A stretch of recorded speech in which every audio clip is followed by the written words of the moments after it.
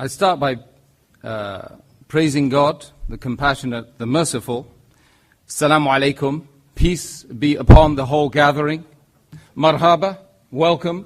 And thank you all very much for attending this, what I hope will be a seminal debate between our two respected speakers on the left and the right. That's what it's all about. It's about a debate, and it's about us coming together and being, being true to each other. That's effectively what it's all about, right? Yeah? You're in for that? You in for that, man? Good. That's great. Tonight's challenging debate, okay, entitled Islam or Atheism, okay, which makes more sense, is not happening in a vacuum, quantum, no, or otherwise. It's taking place within the context of a world full of human beings looking for answers. In a world seemingly full of Western promise, a world full of information fueled by the IT age. However, IT and we seem to have failed to adequately answer the most fundamental of questions about life, our existence itself, which is, of course, the main core area that we're going to be addressing tonight in this auditorium in London here tonight. I remember, spending a large part of my life asking myself, why am I here? Who created me? Do I have a purpose? Can we be certain about any of these, these questions? And once, I asked a bishop, what's the purpose of life? And he said to me, go and do a theology degree. Right, I'm not telling you to go and do a theology degree. I'm asking you to sit here in a debate for 2 hours with my two honorable guests over here. Was asking a bishop. Yeah, well, I'll ask you later. But of course, he didn't know the answer, by the way. Right. That's another issue. But what, of course, we can do to inform our decisions about this debate tonight is to use our reasoning, to use our minds, to use our intellect, and really for us to have an open mindset. Muslim, non-Muslim, Christian, whatever you are, whatever you believe in, we should have an open mindset and really go at this with sincerity. That's really, I'm just asking I'm asking myself first and foremost, right? Because that's tough being an ex-Irish Catholic. Yes, yeah. I didn't think the Catholic Church allowed divorce. Oh, well, that's another story. This evening, two major belief systems, if you like, who lay claim to the truth are going head to head. No matter which side of the fence that you tend to reside on, okay, by the end of the night, that you will be better informed about atheism and about Islam. Hopefully the world perspectives, the world view of Islam and atheism. That's what it's really all about. Tonight, how's it going to hang? Right. Well, we're going to have 25 minutes allotted for both speakers, although I'm told that that's going to change as well. Yes. Okay? And then followed by a further 10 minutes of, coming back, and then another 3 minutes of coming back, although that might change, Professor, right? And after that, there will be, crossfire, and there's going to be no heavy arms to be utilized in this section, both of you, okay? Although I understand the tongue is a lot more vicious than nuclear weapons.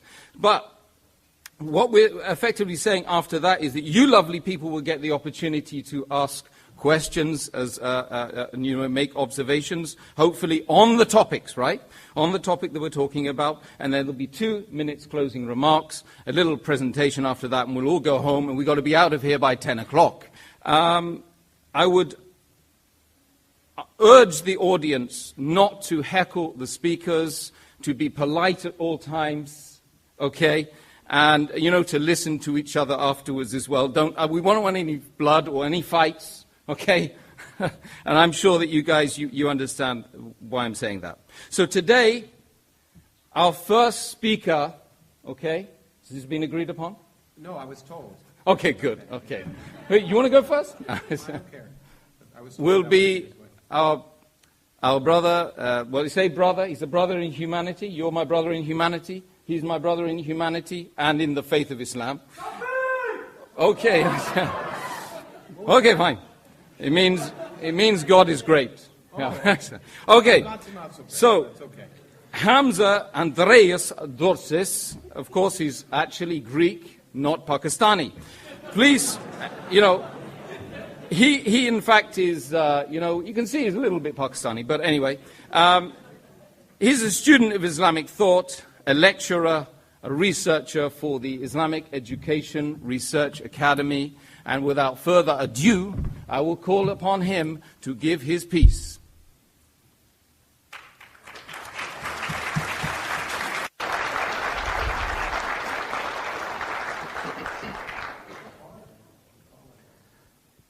إن الحمد لله والصلاة والسلام على رسول الله. To proceed, respected Professor Krauss, guests, brothers and sisters, friends, relatives, I greet you with the warmest Islamic greetings of peace.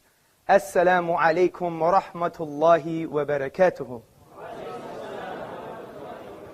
Which basically means, may the peace and blessings of God be upon you all.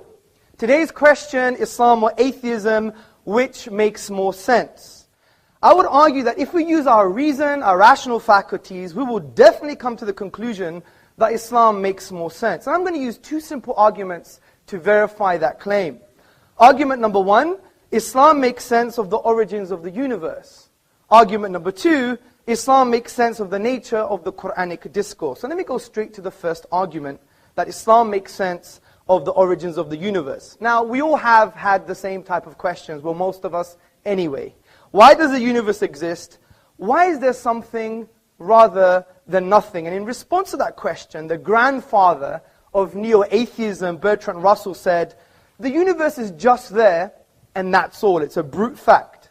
Even in Islamic history, as early as the 8th century, we had philosophical naturalists known as the Dahriya. They held similar views. Now, the implications of these historical opinions is that the universe is eternal. And if the universe is eternal, it implies there is an infinite past. But the question is, can we have an infinite past? Does the infinite make sense in the real world? Now, the assertion that the universe has an infinite past is absolutely irrational. This is because the quantifiable infinite cannot exist in the real world, something our beloved Professor Krauss has also suggested in his book, A Universe from Nothing, on page 71. He says clearly, the energy of empty space, or anything else for that matter, cannot physically be infinite. So we have to figure out a way to do the calculation to get a finite answer. Now, to highlight why the infinity or the infinite doesn't exist, take the following examples into consideration. Imagine we have, for example, an infinite number of Professor Krausses in this room. And if I were to take 5 Professor Krausses away, how many do we have left? Well, some mathematicians may say, well, we still have an infinite number of Professor Krausses. Logicians will say, we have infinity minus 5. But what stops me practically removing 5 Professor Krausses away from this room? Nothing. And if I do, there should be less than infinite, but there isn't, therefore it leads to absurdities and contradictions. Take this other example into consideration.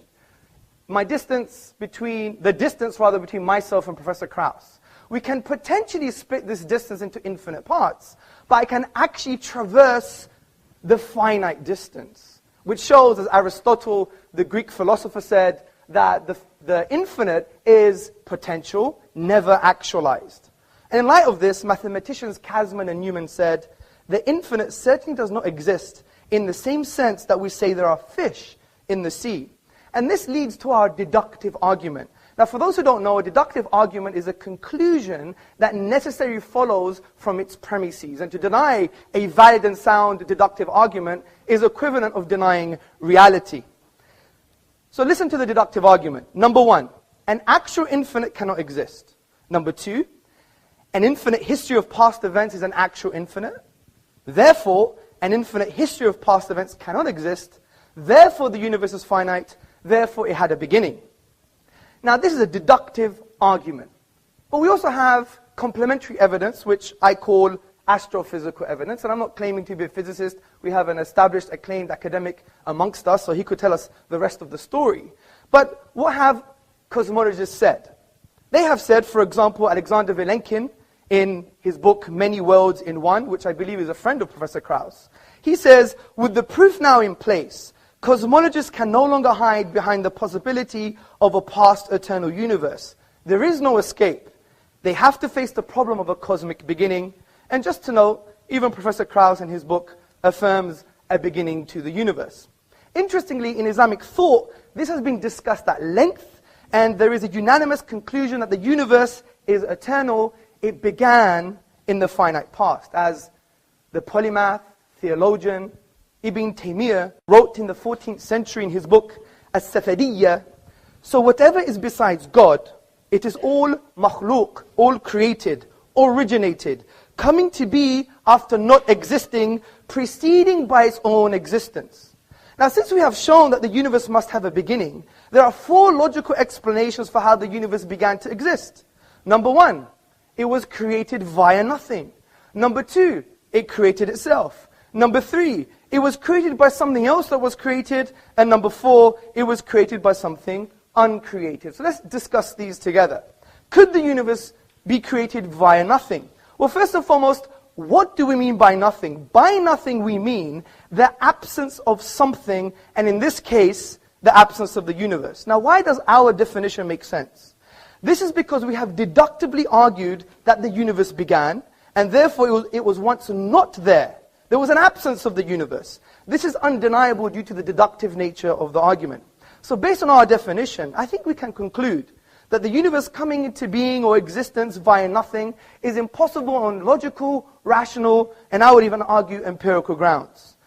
You could discuss this mathematically, for example. What is 0 plus 0 plus 0? It's never going to be 3. It's 0. Therefore, the universe could not have come into existence via nothing. As P.J. Zwart in his publication About Time explains, if there is anything we can find inconceivable, it is that something could arise from nothing. Let's go to the next option. Could the universe create itself? Well, this implies that the universe was in existence and not in existence at the same time, which is an impossibility. Also, there's a crude example for you to picture in your mind. Ask yourself the question, can your mother give birth to herself? Obviously not. So we know self-creation is an impossibility. So the next option is, could the universe be created by something created? Well, I would argue as an ultimate explanation for how the universe began, this is illogical and irrational. The universe could not be as a result of another universe, for example, or something else that was created because of the absurdity of an infinite regress. Imagine this universe, universe 1, being as a result of another universe, universe 2, and universe 2 being as a result of another universe, universe 3, and this one on ad infinitum, we would never have the universe today. Hence, the Islamic philosopher and thinker, Dr. Jafar Idris, summarizes this point. He says, there would be no series of actual causes, but only a series of non-existence.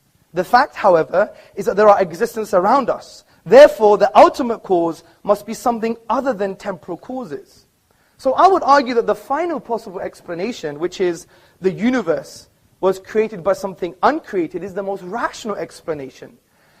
And the philosopher Abraham Varghese, in the appendix to Professor Anthony Fleur's book, There Is a God, explains this conclusion in a simple but forceful way.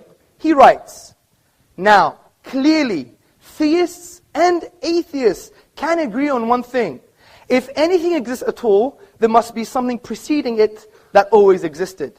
How did this eternally existing reality come to be? The answer is that it never came to be. It always existed. Take your pick, the God or the universe. Something always existed. And we've argued deductively that the universe began, therefore it couldn't have always existed.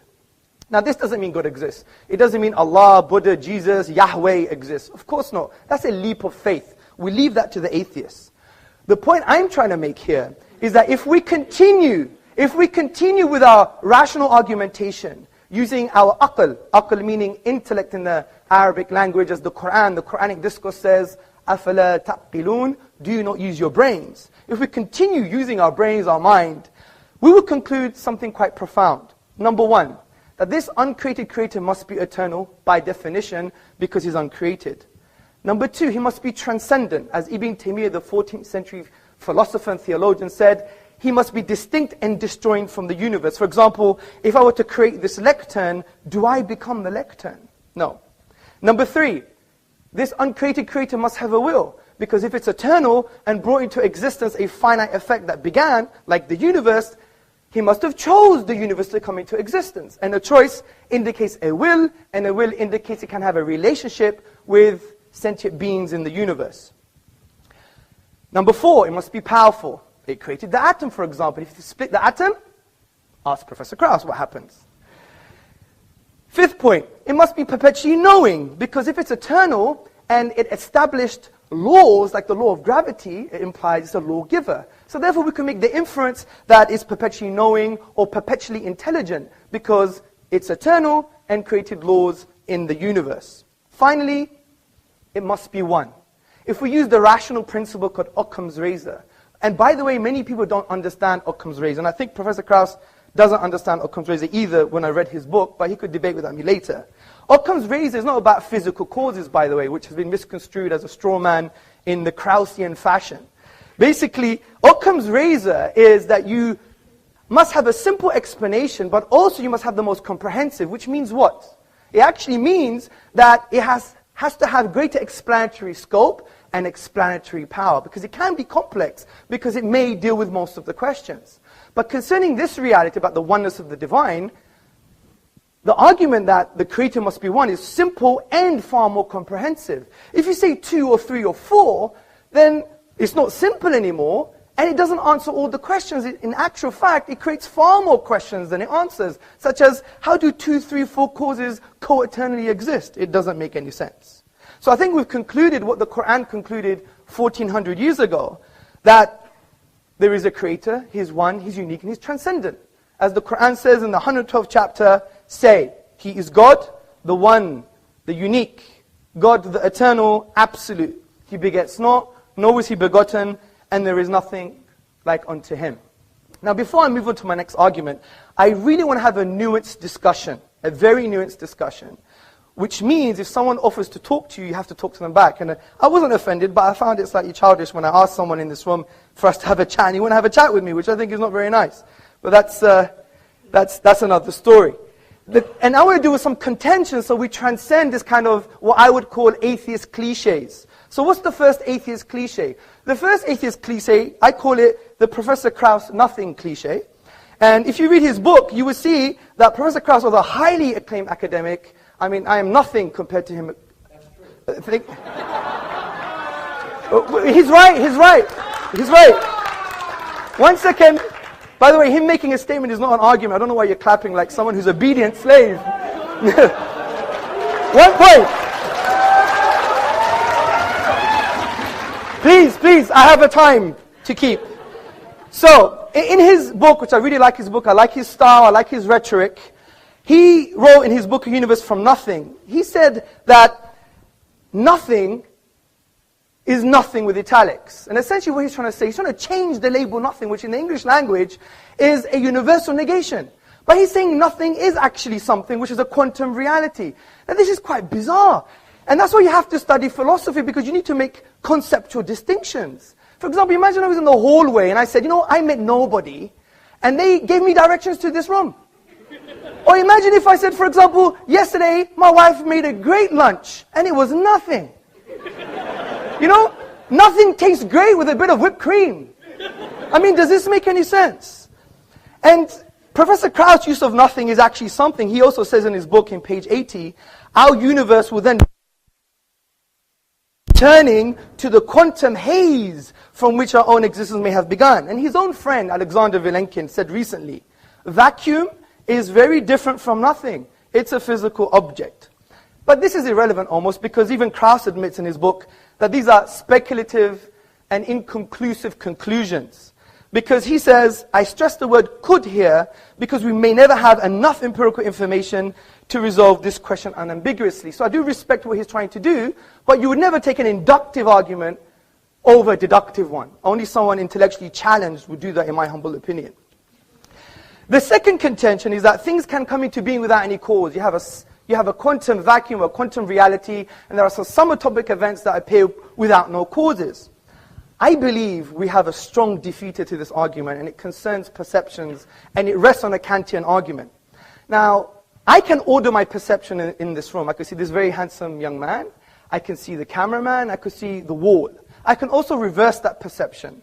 But if my wife were to start walking down this auditorium, I couldn't help but see her front before I see her back. And I couldn't reverse that perception. Now, the very fact that I know when I can order my perceptions and when I can't, and when I can reverse my perceptions and when I can't, is because we have an innate concept of causal links and causal connections. To reject that based on empiricism or an empirical reality is equivalent and tantamount of actually rejecting the perception itself. It's like shooting yourself in the foot. This is why the philosopher John Cottingham in his book Rationalism said, but on Kant's argument, we will not be able to recognize the event in the first place unless there were a rule that makes it necessary that the order of our perception should be thus and not otherwise. In short, the very experience of an external event already presupposes an understanding of causal necessity. So these are the cliches. Let's go to the next argument, which is the nature of the Quran. Now, the Quranic discourse has been described by Eastern and Western scholars as an intrusive and imposing text, which seeks to intrude into the inner dimensions of man. Now, this imposition is positive as the Quran seeks to positively engage with your intellect and with your psychological disposition. And the way the Quran achieves this is by asking questions. وَفِي أَنفُسِكُمْ أَفَلَا تُبْصِرُونَ. And in themselves, do they not see? Talks about the physiological reality, the psychological reality, even referring to things like consciousness. This is why Professor of Philosophy Shabir Akhtar in his book, The Quran and the Secular Mind, A Philosophy of Islam, he describes what the Quran is trying to say with these verses. He says, nature's flawless harmonies and the delights and liabilities of our human environment with its diverse and delicate relationships are invested with religious significance. Created nature is a cryptogram of a reality which transcends it. Nature is a text to be deciphered, evidences accumulating in the material and social worlds and in the horizons jointly point to a hidden immaterial order. You may think this is quite interesting for a 7th century book, but the Quran goes even further than this. It produces an intellectual challenge for the whole of mankind. The Quran says, وَإِن كُنْتُمْ فِي رَيْبٍ مِّمَّا نَزَلْنَا عَلَىٰ عَبْدِنَا فَأْتُوا بِسُورَةٍ مِّن مِثْلِهِ وَادْعُوا شُهَدَاءَكُم مِّن دُونِ اللَّهِ إِن كُنتُمْ صَادِقِينَ. And if you are in doubt, talking to crowds, talking to me, talking to everybody, if you doubt this book, which we have sent down to our servant, referring to the Prophet Muhammad sallallahu alaihi wasallam, upon whom be peace, then bring one chapter like it and call on your witnesses and supporters besides God, in kuntum sadiqeen. If you're truthful in this claim. Now this verse is a basis for an array of arguments in the Quranic discourse, and we don't have time to talk about all the arguments. Historical argument, sociological argument, and a whole array of intellectual responses. But one I want to talk about is called the inimitability and the uniqueness concerning the Arabic language in the Quranic discourse, which Islamic theologians and thinkers argue that it is a miracle. Now, before I get into that, we have to now discuss what is a miracle. We haven't defined what a miracle is. Now, the word itself linguistically comes from the Latin word miraculum, meaning something wonderful. And the traditional Western philosophical definition of a miracle, as summarized by David Hume in his An Inquiry Concerning Human Understanding, he says it's a transgression of natural law. We don't agree with that definition. Because what are natural laws? Natural laws are just inductive generalizations of patterns we perceive in the universe. If something changes from the pattern or is different, then maybe it's part of the pattern. It's just based on induction. What the profound Islamic theologians and thinkers have done, they've redefined what a miracle is based on the Quranic discourse. And they have said that a miracle is an event that lies outside the productive capacity of nature, which means when you go to the nature of the event, you exhaust all possible naturalistic explanations. And also there is no naturalistic causal link between the event and the nature of the event. And this is a far more coherent definition. Let me give you an example from the Quran itself. Now, the Quran talks about Moses, Musa, alayhi salam, upon whom be peace, and Pharaoh in the Quran. Moses was told to throw down his wooden staff, and it instantaneously turned into a live snake. Now, this miraculous event, the snake, lies outside the productive capacity of the nature of the event, the wooden staff. Because the chemical makeup of the staff is different to that of the snake. In actual fact, you have to add more stuff to the staff, if that makes sense, stuff to the staff, to be even close of creating a snake, but only the staff was used. So when we exhaust naturalistic explanations, we find there is no causal link between the staff and the snake itself. So this gives us a definition of what a miracle is. Now this applies to the Quran's use of the Arabic language, because the Quran cannot be described as any of the literary forms of the Arabic language, which include saj'a, rhyme prose, mursal, straightforward speech, maqama, a combination of metrical and non-metrical speech, and the al-bihar, the 16 rhythmical patterns of classical Arabic poetry.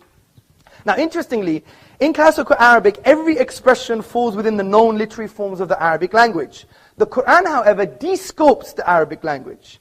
And the Quran is a miracle from this perspective, because even though it's made up of the Arabic language, there is no causal link between the Arabic language and the Arabic in the Quran. This is because when we exhaust the 28 letters, the finite grammatical rules, and the finite words, we exhaust them, we cannot produce the unique literary form of the Quranic discourse. And interestingly, from a historical and literary perspective, when attempts have been made to produce the like of the literary form of the Quranic discourse, they have all failed. As the academic Foster Fitzgerald Arbuthnot, a notable British Orientalist, states, and that those several attempts have been made to produce a work equal to it as far as elegant writing is concerned, none have yet succeeded. In this light, brothers, sisters, and friends, what we've just discussed can develop into a deductive argument. And listen very carefully. Number one, a miracle is an event that lies outside the productive capacity of nature. In other words, there are no causal links between the event and the nature of the event. Number two, the Quran's literary form lies outside the productive capacity of the nature of the Arabic language. Its literary form cannot be logically explained using the Arabic language. Therefore, the Quran is a miracle. As Professor Bruce Lawrence from Duke University in his book, The Quran, a Biography, on page number 8 said, as tangible signs, Quranic verses are expressive of inexhaustible truth. They signify meaning, laid within meaning, light upon light, miracle after miracle. So we have two key arguments that are based on deduction, not just induction. And to challenge a deductive argument, you have to challenge the premises, and I hope Professor Krauss would do that. So let's go to some contentions. What about Shakespeare? Shakespeare is unique, but this is a very shallow contention. And I even heard this from Dan Barker in our debate in Minnesota, and he didn't do his reading. Basically, Shakespeare is not unique from the perspective of the structural features of language, the literary form. Rather, it's aesthetic reception. The kind of argument we're talking about are the structural features of the Arabic language. And if you look at Shakespeare, he used the iambic pentameter, the trochaic verse, the blank verse. And many English literateurs use the same kind of structures. And if you go to the book, the Oxford Dictionary of National Biography, you will see that Shakespeare has been compared to Francis Beaumont, John Fletcher, and other playwrights. So he's not unique or inimitable from the perspective that we're talking about. Finally, the last contention is, but I'm not an Arab. How would I know? Well, we could use another argument called rational deduction. Now, rational deduction is a thinking process where you take a universally accepted statement and from that draw logical conclusions. And no one would deny universally accepted statements from academia or from authorities that are valid and sound and authentic. Because this is the realm of epistemology, the study of belief, and a valid source of knowledge is actually testimony. If you read the works of Professor Cody and Professor Keith Lehrer in the Epistemology of Testimony published by Oxford, you will see it's a grounded argument which we could discuss later. So the authentic and valid testimony concerning the Quran is, no one has been able to challenge the Quran and produce its literary form. If that is true, then we could draw logical conclusions without even knowing one letter of the Arabic language. We could say, well, could it be from an Arab? Could it be from a non-Arab? Could it be from Muhammad upon whom be peace? Or is it from the divine reality? We know it couldn't be from an Arab because they all failed, especially the best Arabs at the time. We know it can't be a non-Arab because you have to know Arabic. We know it couldn't be from Muhammad upon whom be peace because all human expression, if you have the blueprint, you can replicate it. Just look at some replicas of Picasso and Monet in art. And therefore, it must be from the divine. So from this perspective, we've dealt with some outdated cliches because I really want a nuanced and frank discussion. I really do. And I hope I do have that with Professor Krauss. I respect him dearly, and like I respect all of you. Obviously, we're going to have a pun here and there, but, you know, that's the whole point. I couldn't let Krauss get away what he did in the beginning. So, from that perspective, I really want him to deal with my premises, and I want him to deal with the deductive argument, and I wish him Godspeed. Thank you. Okay, thank you very much, Hamza Abdulsis, for that expressive presentation on the Islamic worldview. We're now going to be calling upon Professor Lawrence Krauss to come back on that with his presentation, which I don't think is going to last more than 25 minutes, I'm sure of that. But just to let you know, some of you who perhaps don't know anything about Professor, he's a renowned cosmologist and a science popularizer, and is the foundation professor in the School of Earth and Space Exploration, a director of the Origins Project at the Arizona State University. He's hailed by Scientific America as being a rare public intellectual, and he's also the author of more than 300 scientific papers and 9 publications, books, including the international bestseller, The Physics of Star Trek, and his most recent bestseller entitled A Universe from Nothing, now being translated into 17 languages or more. Professor Krauss, I call upon you to respond. Well, first I want to thank the people who invited me, who've been very gracious to me, treated me with more hospitality than I've gotten in many times I've talked. So I guess it's Sabia, who I haven't met, and Obeida, who's been taking care of me for the last day or two, and Isa, who I was just working with. And so I do want to thank them tremendously. They showed me great respect and hospitality, and I want to show them and you that kind of respect. And that doesn't mean I respect ideas. Okay, some ideas are ridiculous, and that's perfectly reasonable. In fact, ridiculing ideas is what makes progress. So if I offend some of you, I don't mean to offend you personally. I may offend some of your ideas, but that doesn't bother me at all. In fact, if you confront my ideas, it will lead to a discussion. What does offend me, of course, is offending personal freedom and equal rights, and that's one of the reasons why I got upset at the beginning of this session. But that's been fixed, and I thank the organizers for that as well. To agreeing to not segregate this room in the 21st century is a great step forward, and I appreciate that. Now, you know, I'm really shocked. First of all I've watched Mr. Sorsis, right? Sorsis. My Greek is pretty good, I think. Gorgeous. Yeah, gorgeous. Well, you are rather gorgeous. Gorgeous George over here. I watched some of these, and they're always exactly the same. So I thought they'd be different this time. And it always begins with you, and I'm supposed to respond to you. And I will, to some extent, but it's hard to respond to nonsense. And in fact, the point of this is not a question, does God exist? That's not the question. It's atheism or Islam or atheism, which is more sensible, I think is what it says, or something like that. Now, I was just shocked because I thought that you wouldn't bother to try and pretend you knew science, because you don't, and we're going to go through that in real detail. Everything you said is nonsense when it comes to science, so we'll go through, and we'll have a little chat, if that's okay. Of course. Okay, good. And so I found it remarkable that you began with that kind of nonsense, and we'll continue from that. But let me just first begin with the fact that the premise of this debate is in some sense inappropriate, because it suggests two things. First of all, it suggests that Islam is something special, and it isn't. It's not special at all. It's one of 1,000 religions or more that have existed since the dawn of humanity, all of which claim divine revelation, all of which claim perfection, all of which proclaim infinite knowledge, uniqueness, beauty, etc. So Islam is just a religion like any other religion. And there's no difference. It proclaims, just as the Rig Veda did and Akhenaten in ancient Egypt, that the universe had a beginning, nothing special, okay? There's absolutely nothing special. So the question is, Islam as one of 1,000 religions, all of which make the same claims, but mutually inconsistent ones. So one of the things we know is, of these 1,000 religions, they all make mutually inconsistent claims, so they can't all be correct. In fact, at best, one of them can be correct, because they're not consistent with each other.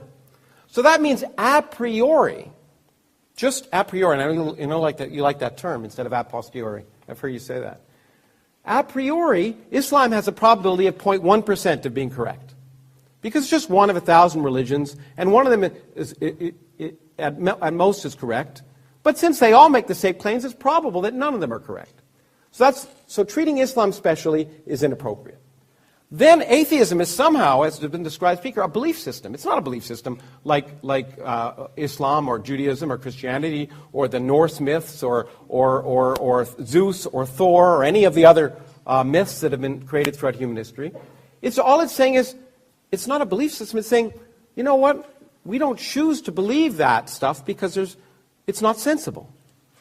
So it's not saying we believe X. It's saying, well, this myth is inconsistent with this myth, or this myth is inconsistent with what we know about the universe, and therefore, it's unlikely to be true. So what atheism is just saying, this is unlikely to be true. It's not a belief system. So to compare one versus the other is, of course, false. It's a false premise. The first part of the false premise is that Islam is special. Not special at all. It's been there. It'll be gone, or be there as long as other religions. It's just like all the rest. And atheism is not a religion. It's just, in fact, what it is could be described as common sense. Okay, what makes sense? I will think that those things that make sense are likely, and those things that don't make sense are unlikely. In fact, that's what science is all about. Okay, so having said that there's nothing special about Islam, and there certainly isn't. I'm going to talk a little bit about, my intent, by the way, is, the other thing I should say is, debates, I'm an educator. It's, a flaw, but it is what it is. That means I believe in actually trying to illuminate ideas and lead to discussion, critical thinking, and eventually learning things and increase in knowledge. Debates aren't meant for that. Debates are rhetorical devices for people to go out and perform, make statements, and then challenge others and try and convince an audience of something. That's not education. So I will talk a little bit about some of this, and then I just want to have a chat. I'm going to use my 25 minutes to have a little chat. I'll take up my time when I could pontificate, as we've heard, and just ask some questions, because I'd actually like to learn some things, okay? And hopefully in the process there'll be some education for both of us. So the first thing I want to say, however, I want to clear up some misconceptions. This idea of deductive arguments, which sounds good, is not the way we learn about reality, okay? Deductive arguments just don't work. They lead to irrational actions. In fact, if we decide what common sense is taking your beliefs to conform to the evidence of reality so that you will make rational actions. If you force your reality to conform to your beliefs, you will make irrational actions. So you can deduce things based on your beliefs, on your a priori beliefs, but you'll have a problem. For example, your a priori belief could be that if you prayed to Allah, that you could jump out the fourth story of this window of this building, and you would land safely. Okay, that could be an a priori belief. And in fact, you could deduce, based on all your beliefs and all of the evidence that you're a good person and Allah would take care of you, or whatever you want to call it, that you'd be fine. I would take the elevator down, and only one of us would be walking at the end. That is not deductive. It's based on empirical evidence. Okay, now, so arguing that something doesn't make sense to you is based on the fact that the assumption that you know what's sensible in advance. But we don't know what's sensible in advance until we explore the world around us. Our common sense derived from the fact that we evolved on the savannah in Africa to avoid lions, not to understand quantum mechanics, for example. As I've often said, common sense, our deductions might suggest that you cannot be in two places at once. That is crazy. But of course, an electron not only can be, but it is. It doesn't make sense because we didn't evolve to know about it. We've learned about it. We force our idea of common sense to change. It's called learning. Some people would rather read an ancient book than learn. And this has been a very good evidence of that. For example, to say something is inconceivable just means you can't conceive it. But the great thing about the universe, and the reason that I do science, is that the universe has a much greater imagination than we do. In fact, there are more things in heaven and earth than are dreamt of in your philosophy. And that's what's wonderful about the universe. Things that are inconceivable happen all the time. And what that does is that expands our mind.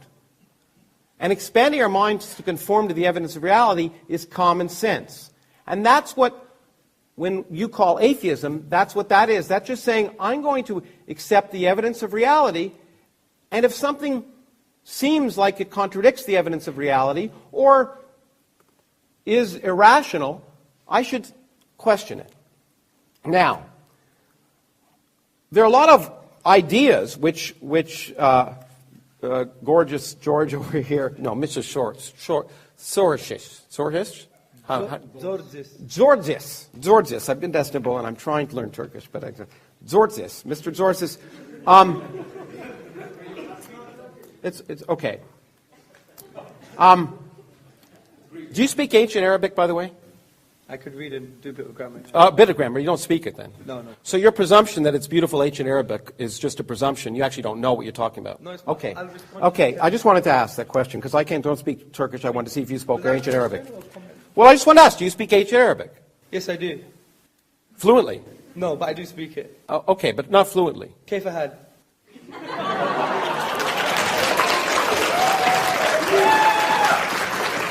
Well, you know what? There's a real language that you don't speak. It's called the language of mathematics. So let's talk about that. Let's talk about this nonsense about infinity.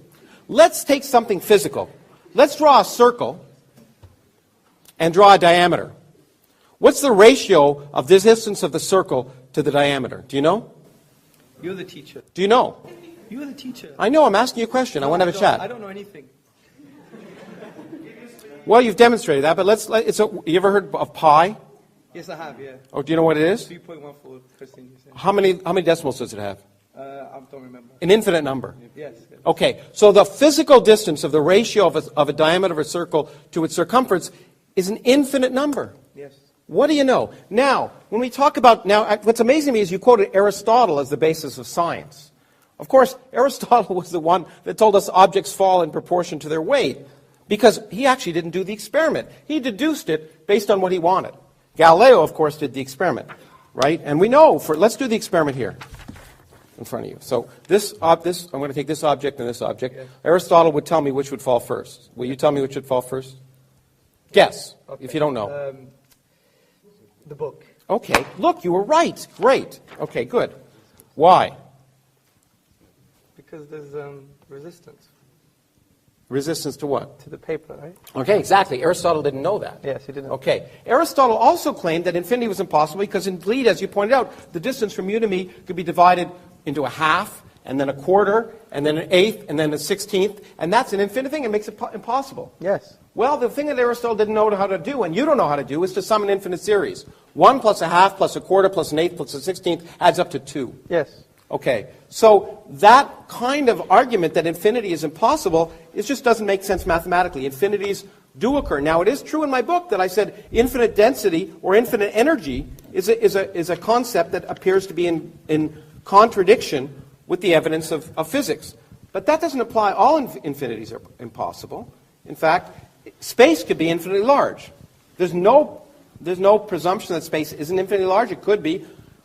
What we now know about physics suggests it probably isn't, but there's no law of physics that says space can't be infinitely large. So this notion that you deduce that infinity is impossible because you don't like it is just not the way the world works. Because infinities happen all the time, whether you like them or not. Not only that, it doesn't lead to irrational actions. Mathematicians have a way of dealing with infinity. We can add infinities. We can take numbers and an infinite series that, for example, the series 1 plus 2 plus 3 plus 4 plus 5 plus 6 plus 7 to infinity actually has, in mathematical terms, can have a finite sum. It's minus 1/12, if you wanted to know. Okay? It may not seem logical to you. It may seem inconceivable to you that the sum of a series of positive terms, each of which is bigger than 1/12, could end up being minus 1/12. But the fact that it's inconceivable to you just means you're ignorant. Thank you. Okay. Now, This idea that Occam's razor suggests, first of all, Occam's razor is not a principle of science. Okay, it's a nice idea that you should try for the simplest answer to any question, and physicists try and use that. Sometimes the simplest answer doesn't work. In genomics, for example, it would be nice if every gene, in fact, you talked about more than one cause for an effect. It would be nice if every gene, every disease was caused by a single gene. One of the reasons that genomics is so difficult is we've discovered there's a complex interaction of genes so that, in fact, that there are many separate causes of most diseases. There are very few diseases that have a single cause. But in fact, you know what is simpler than the number 1? The number 0. 0 is a much simpler reason that there's no cause. Okay, so if you really wanted to apply Occam's razor, in fact, you'd apply no causes. Now, you also use the term causality, which is a term I understand. You didn't define it. Do you want to define it? I may do. Well, why don't you do it now? I don't want to give you that favor. Oh, I thought we were going to have a chat. Yeah, but I want to have a chat, not a chat. So it's less rhetoric, more connection. No, let's have a chat. No, I think when we talk about rhetoric, we were talking about the lecture you just gave. I want to have a chat. I'm asking you a question. Do you know what causality means? You use the term. Yes. Okay. Well, if you use a term, you should know what it means. Yes. Okay, I have my definition. I have my definition. Okay. Well, I'll define, and that's cause precedes effects. Does that sound good? No, that's the wrong definition. Okay. Well, I'd like to learn what it is. Well, for example, there's an interesting book about the quantum physics and causality, and the philosophers and philosophers of science and scientists have disagreed on a specific definition. So they've reduced back to a fundamental definition. No. Do you want to have a chat a chat? You quoted a book on physics. Yeah, okay. I haven't finished yet. Physicists don't disagree about the definition of causality. Have you presumed your results here? Do you really want to connect with me as a human being? No. But you've asked me a question, you're answering it for me? Come on. You quoted physicists. Go on. I said scientists. Okay. Now, which is the same, I agree. Now, so from my limited knowledge, and I do believe it is limited, of course, is that the agreement has been on something which produces an effect, which includes, therefore, you can have something called asymmetric spontaneous causality, where the cause exists prior causally, but not prior temporally. So there is a whole range. What's prior causally, not prior temporally? Prior causally means that there is I'll give you an example. The Kantian example was you have an infinite ball that's on an infinite pillow. Now, they both, time doesn't exist here, but you're not going to say the indentation is not as a result of the ball. So there is a causal dependency there, and time is out of the window. So we could discuss causality until the cows come home, but it's not as simple as what you're trying to say in terms of that. It doesn't presume temporality. Do you see? Well, I think it does. I think again, if you think carefully about what you just did, okay. The ball doesn't create an indent in a pillow. And by the way, you used infinite. I thought we weren't allowed infinite. But anyway. It was an example. Yeah, well, it's an example of a physical example, which you said doesn't exist if it's infinite. But it doesn't matter what's infinite. A pillow here, a finite pillow and a finite ball. Yes. Okay? There's an indent. Of course there is, yeah. Okay, was the ball there or not? Well, my example wasn't based on finitude. It was based on they're both infinite. Well, but if the ball isn't on the pillow, it doesn't create an indent, right? Yeah, of course, yeah. Okay, so it had to be. So was it put on the pillow or not? Well, that's irrelevant. You're damning the example. That's a logical fallacy. No. Get the point I'm trying to say. The physical causes have physical effects. So either the ball is on the pillow or not. Now, the point about causality is that the interesting aspect of it is it's an interesting physical question. But what if there's no before? Let's take, you talked about the cosmology. So let's take general relativity, whose equations I'm sure you don't know. And I said I don't know anything. The beginning, you made it very clear that the beginning of the universe is very important. You deduced it, but in fact, deduction doesn't matter. The point is, the universe, our visible universe, did have a beginning because we can measure it. Whether we liked it or not, or whether we think it's sensible or not, it actually did have a beginning, a factor not in dispute. Our universe had a beginning. Now, however, the laws of physics tell us, right now, if we extrapolate back to the beginning, that if we took it at face value, that time didn't exist before t equals 0. So if time doesn't exist at all, the sense of cause doesn't even make sense. And this is the key point. In science, we have to realize that our common sense notions sometimes go out the window. When we observe effects, they have causes. But at the beginning of time, when time itself may have come into existence, then that question becomes a bad question. Philosophers can debate it, people can write it down, but it doesn't matter. Now, the other thing I will say is you've somehow talked to me about the fact that the Quran as a literary document is different than other literary documents. And you've given some arguments that I understand. What I actually did this the other day because I've seen you give this talk a gazillion times. I actually input in a computer a lot of Arabic words and asked them to produce it at random. And I produced 2 sentences from the Arabic from the Quran in 11.6 seconds. My computer speaks neither Arabic nor is Arab, but produced those incredibly divine words. Now, the other question, of course, I would have is, and this is a common sense question, is why did God choose Arabic, or Aramaic, or Greek? I mean, doesn't he speak English? Or the Americans always think he does, which is why they invented the Mormon religion. So the question I want to ask is, what makes sense is to ask not the details of the Quran, which I don't want to dwell on, because it's just one of 1,000 different religions, all of which make the same claims, and all of which, if you look at them a priori, are equally ridiculous from a priori common sense notion. For example, and I got this from my late friend Christopher Hitchens, is it sensible to assume that humans evolved in their present form somewhere between 250,000 to 1 million years ago?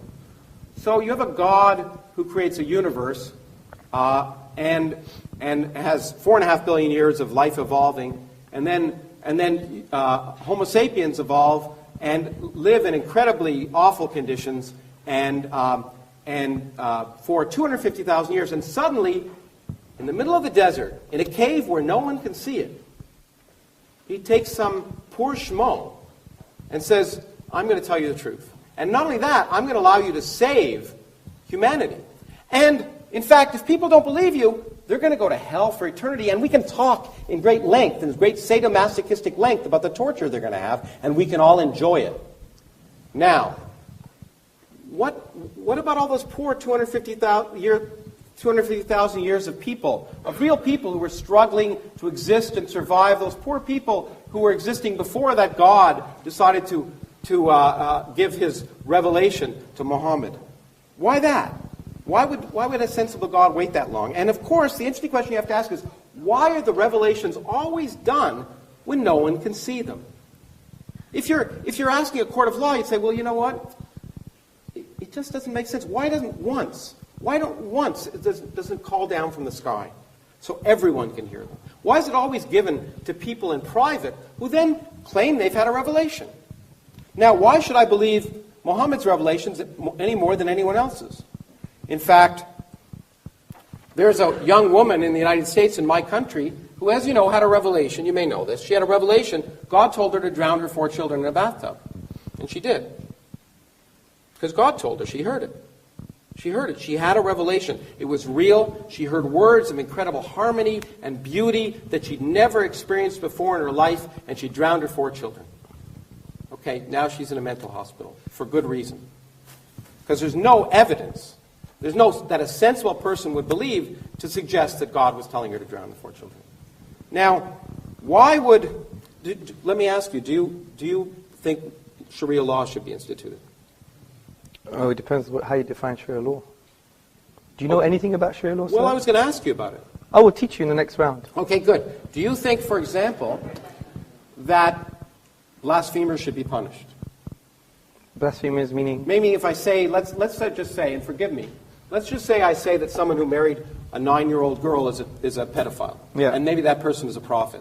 Is that a blasphemer? Is that worth being punished for? Well, I think you should be educated first and foremost. No, maybe, I'm not saying it happened. But let's say I said that, I made that claim. Should I be punished?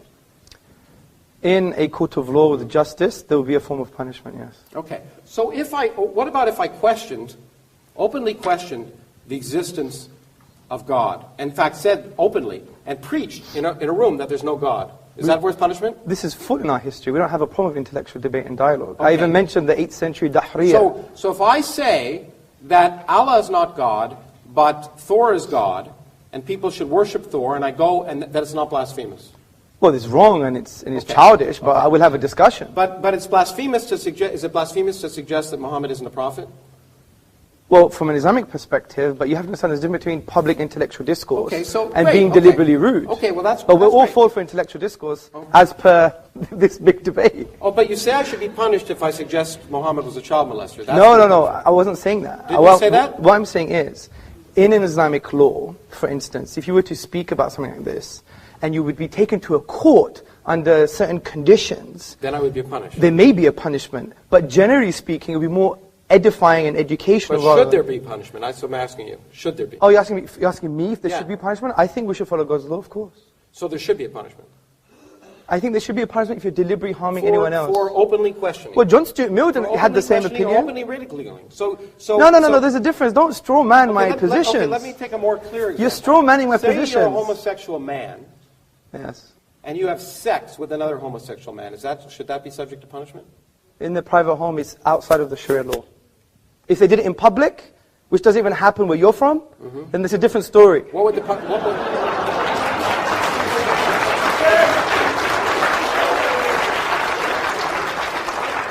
Where am I from? Where am I from? Well, you are from the United States of America. Oh, I see. And so it doesn't even happen in where I'm from. Now that's rude. But in any case, how's that rude? I thought you're an empiricist. It does happen where I'm from. All the stats. So two people in Arizona are out in the desert having sex because they really get turned on, and they're both men, and they have sex together. Yes. Okay? Is that punishable? If there's no one in the desert, no, it's not. Okay, let me ask you another question. Is homosexuality wrong? In the Islamic tradition, it's a sin. Okay, now here's an idea of why common sense should tell you that Islam, like many other religions, is not common sense. Because, of course, homosexuality is perfectly natural. In all animal species, almost, it's natural. It occurs with a 10% frequency. Okay? In fact, there are good evolutionary reasons for homosexuality. So in that sense, there's no reason and a fundamental... Why would a God who thought it was a sin make it natural among all species? I don't think the sheep, by the way, which 10% of sheep are long-term homosexual relationships. Okay? Why would a God who thought it was a sin create sheep who don't have a soul, who aren't able to think about it, be homosexual? That's the kind of nonsense that we have to ask, and the only way we can determine if it's nonsense is by looking at the world around us, not by deducing it, not by listening to the words of ignorant individuals and Iron Age peasants who didn't even know the Earth orbited the sun. Wisdom and learning comes from observing the world around us, and we shouldn't take our wisdom from people who didn't even understand the way the world worked. Thank you.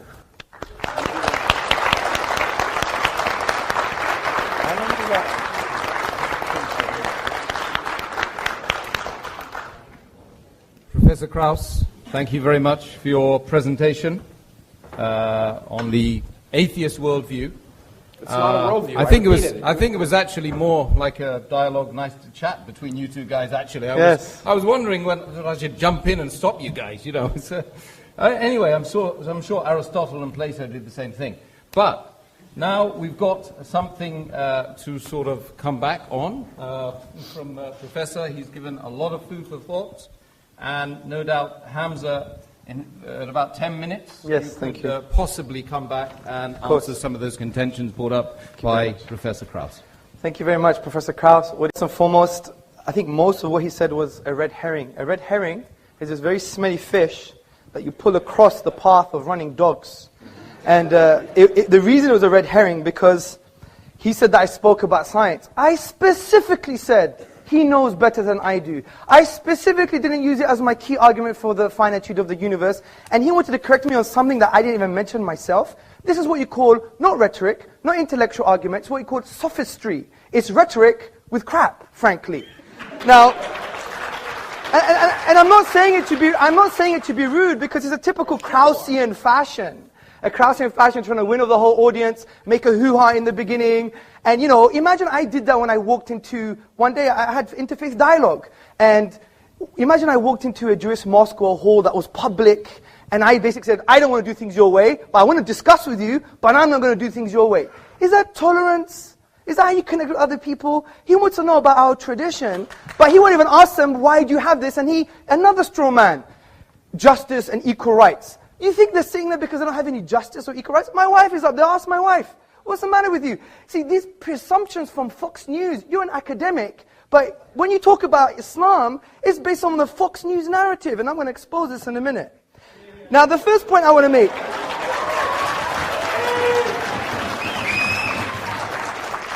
Now, you used the word a priori more than 3 times, but you rejected deductive thinking. I mean, isn't a priori deductive? I mean, you can't have your cake and eat it, sir. I tried to talk on your level. That's the first point. The second point I'd like to make. Actually, let me calm down.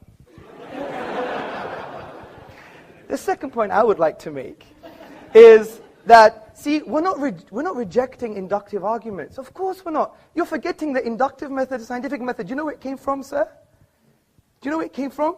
I know. In fact, there's a remarkable scientific mathematical tradition in the Arab world, if that's what you're going to talk about. I'm going to talk about Ibn al-Haytham in his book on optics. Sure. Yeah. Read the works of David Lindbergh and others, historians of philosophy and science. And they say it came from Islam. You know why? Because Islam doesn't reject... No, they came from the Arab world. They didn't come from Islam. Well, let me give you the link. Let me give you the link. Okay? أَفَلَا يَنْظُرُونَ إِلَى الْإِبِلِ كَيْفَ خُلِقَتْ. Have you not seen empiricism, the creative thing like a camel, and how it was formed or how it was created? This was the basis and this was the poetic justification for the entire scientific method. As Muslims, we go where the science takes us. But we're not stupid. Deductive arguments, they are necessarily true. If you wanted to discuss my argument, you had to break down the premises, which you didn't. You just talking about the infinite and the circle and the circumference. I knew we were going to do this because it's all mathematics. You remember what I said? No, it's a physical circle. Yeah, but let me make a point. I said the quantifiable infinite cannot be actualized in the physical world, something that you agreed with. 1 second. And I said there's nothing wrong with the qualitative infinite. And qualitative infinites can exist infinitely. For example, mathematicians discuss. Yes, so where's the infinite there? That's the length. You think this is a length? A length is a physical quantity? That is. Length a physical quantity? That is, yeah. Okay, the length of this and the length of that, okay, the ratio of those two lengths is an infinite number. Yes, of course it is. Okay. But what is that length? What is that length? 1. This is the length 1. Is 1 Krauss. Okay, These are pi Krauss. 1 second. Can you measure the straight line and can you measure the circumference? Yes or no? I can measure it. Well, that's quantifiable. Yeah. What you're talking about is in the realm of mathematical realm of discourse, which has axioms and conventions, which makes sense. I'm not disagreeing with that. I'm agreeing with what you already agreed with in your own book, which from a quantifiable, discrete perspective, you can't have an infinite. That's the point I'm trying to make. Discrete. The discrete parts. But who says it has to be discrete? Oh, but that's your presupposition.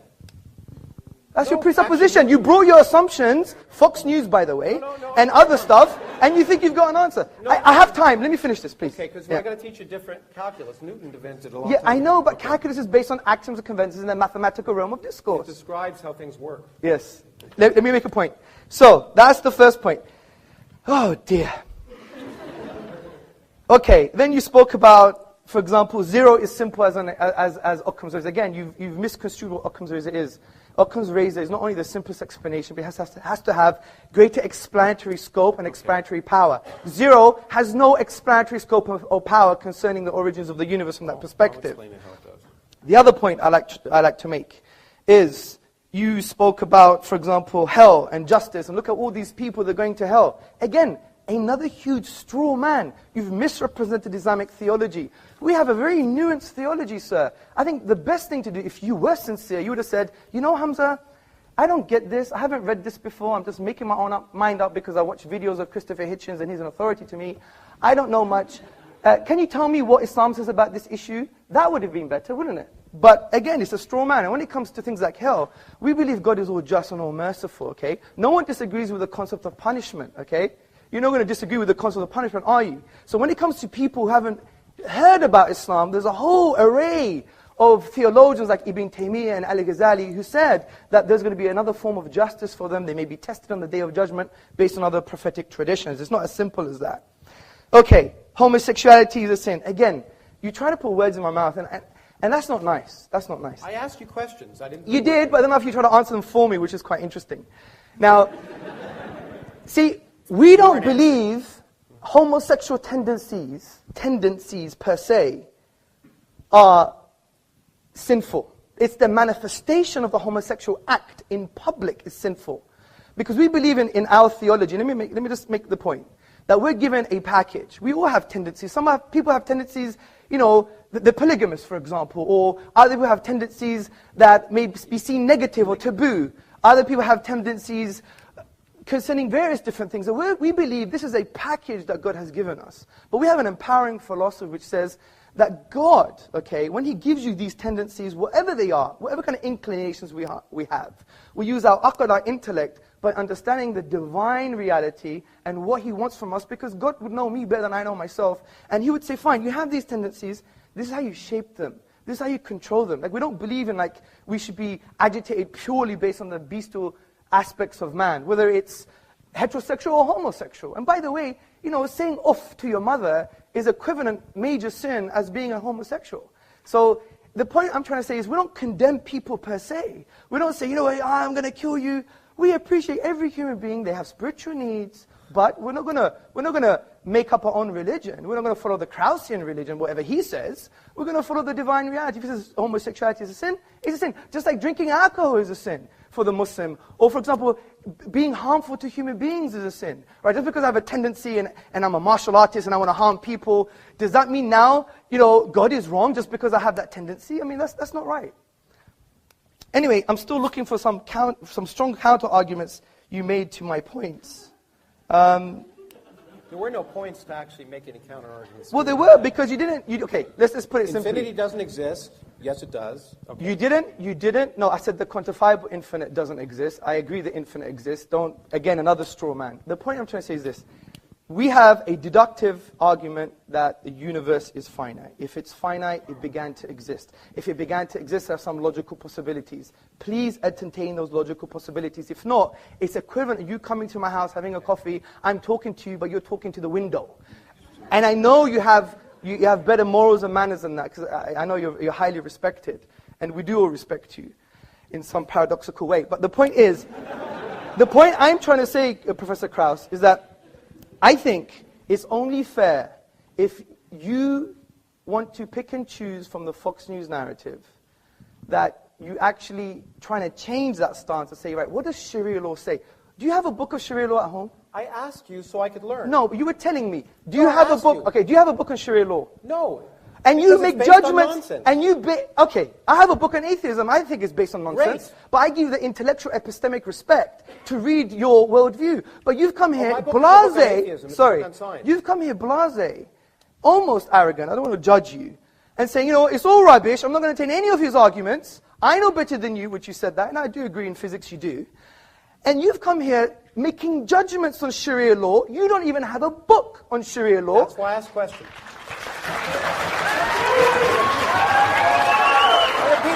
And the point is... Look, I'm sorry, that's why I asked questions. I asked you questions so I could learn. I asked what you thought as someone whose opinions I'm supposed to respect. And I wanted to know, did you think it was wrong? And I wanted to know why. There's no sense why homosexuality is wrong. I wanted to know what common sense tells you that homosexuality is wrong, except some self-proclaimed prophet telling you with no evidence. There's a different point. Okay.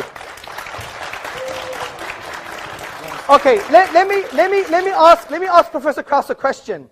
Why is incest wrong? It's not clear to me that it's wrong. Okay. It's clear to me. There's an evolution. No. Listen to me. Listen to me. Wait. Let's give him the respect, please. He's got a justification. You ask me a question, and if you want me to answer, I will. Yeah, of course. Do it. Okay. The point is, most societies have a taboo on incest, and it's an empirical one. Generally, incest produces genetic defects. Yes. Okay. And so in general, there's a physiological reason and a societal one why incest is wrong. Yes. Okay. But If you ask me the question, is it, and this is an interesting question, we are, by the way, there's an ingrained incest taboo in almost all societies for that reason. Sure. Because societies want to persist, so it works.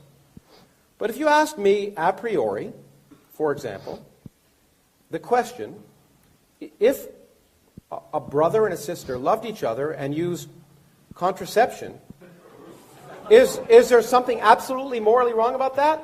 And then, by the way, and it was once, and they went off and it didn't affect anything else, I'd have to think about it, because I don't think there's any absolute condemnation of that fact. If they love each other and care for each other, and they go off and it doesn't affect anything else, okay.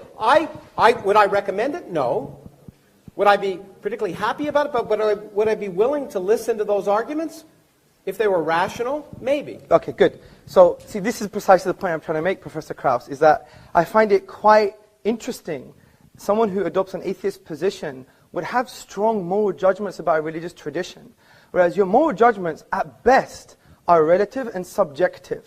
Now, when you look about moral theory, from an Islamic perspective, in a religious perspective, you see that objective morals, that even pointing the finger and saying, you know, you're wrong, you're nonsense, Sharia law is backward, these kind of strong emotive things, I think we can only be that emotive and strong in an objective sense if you have God as a grounding for your objective moral values. Because if you take God out of the picture, he's the only concept that transcends human subjectivity. Social pressure, you know that doesn't work. Look what happened in Nazi Germany. You know, for example, evolution makes it end up being ephemeral and empty. If you look at the philosopher of science, Michael Rules, he said, you think loving thy neighbor as thyself is like you're referring above and beyond yourself. But essentially, it has no true meaning. It's just a product of survival and reproduction. So from this perspective, you don't have an ontological grounding for objective moral truths. The best you could do, what a lot of atheists have done, is, well, we believe in moral realism, which is moral truths are just moral truths because they are. Well, Islam just is, and the Prophet Muhammad upon him peace just is, and the Quran just is. That's not an argument. So the reason I asked you that question, sir, was to say, how on earth, from an intellectual perspective, can we point the finger at religions from a moral perspective? And especially today's been, the irony is, most of your articulation against Islam has had a moral vibe to it, not a rational one, because you didn't deal with the premises of my argument. I did. No, you didn't. You talked about infinity. And I talked about causality, infinity, the words that you were throwing out. Yes, and what did you say about causality? I said, in fact, that it's quite likely that beginning of the universe causality isn't a good question. But if you understood the physics, you'd understand it. Your presupposition of causality... No, it's not my presupposition. It is. It's time doesn't exist. Yes. Space doesn't exist. Okay, think about the statement, something produces an effect. Mm-hmm. Where is time as a definition there? Produces. No, it could be atemporal. What do you mean atemporal?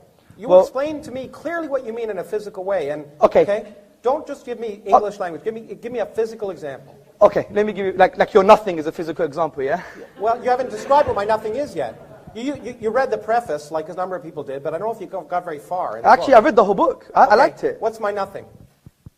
Your nothing is... What is my nothing? Your nothing is quantum. No. It is. No.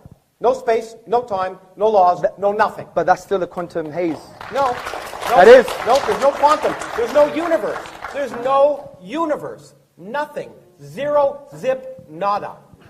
So why did you say in your own book then that we will reduce to our own quantum haze? Hamza, can I? Yep. Can I? Well, he took interrupt? a lot of my time.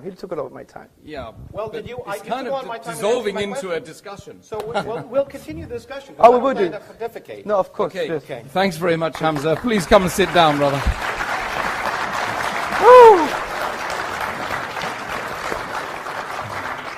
I didn't want to stop you in mid-flow there, but over to Professor. There must be some Greek in Professor Krauss. Yeah. Look, okay, well, we can continue the discussion because it should be a discussion. My point is that the question, I repeat again, is what's more sensible? And what's more sensible, ultimately, is what produces more rational actions.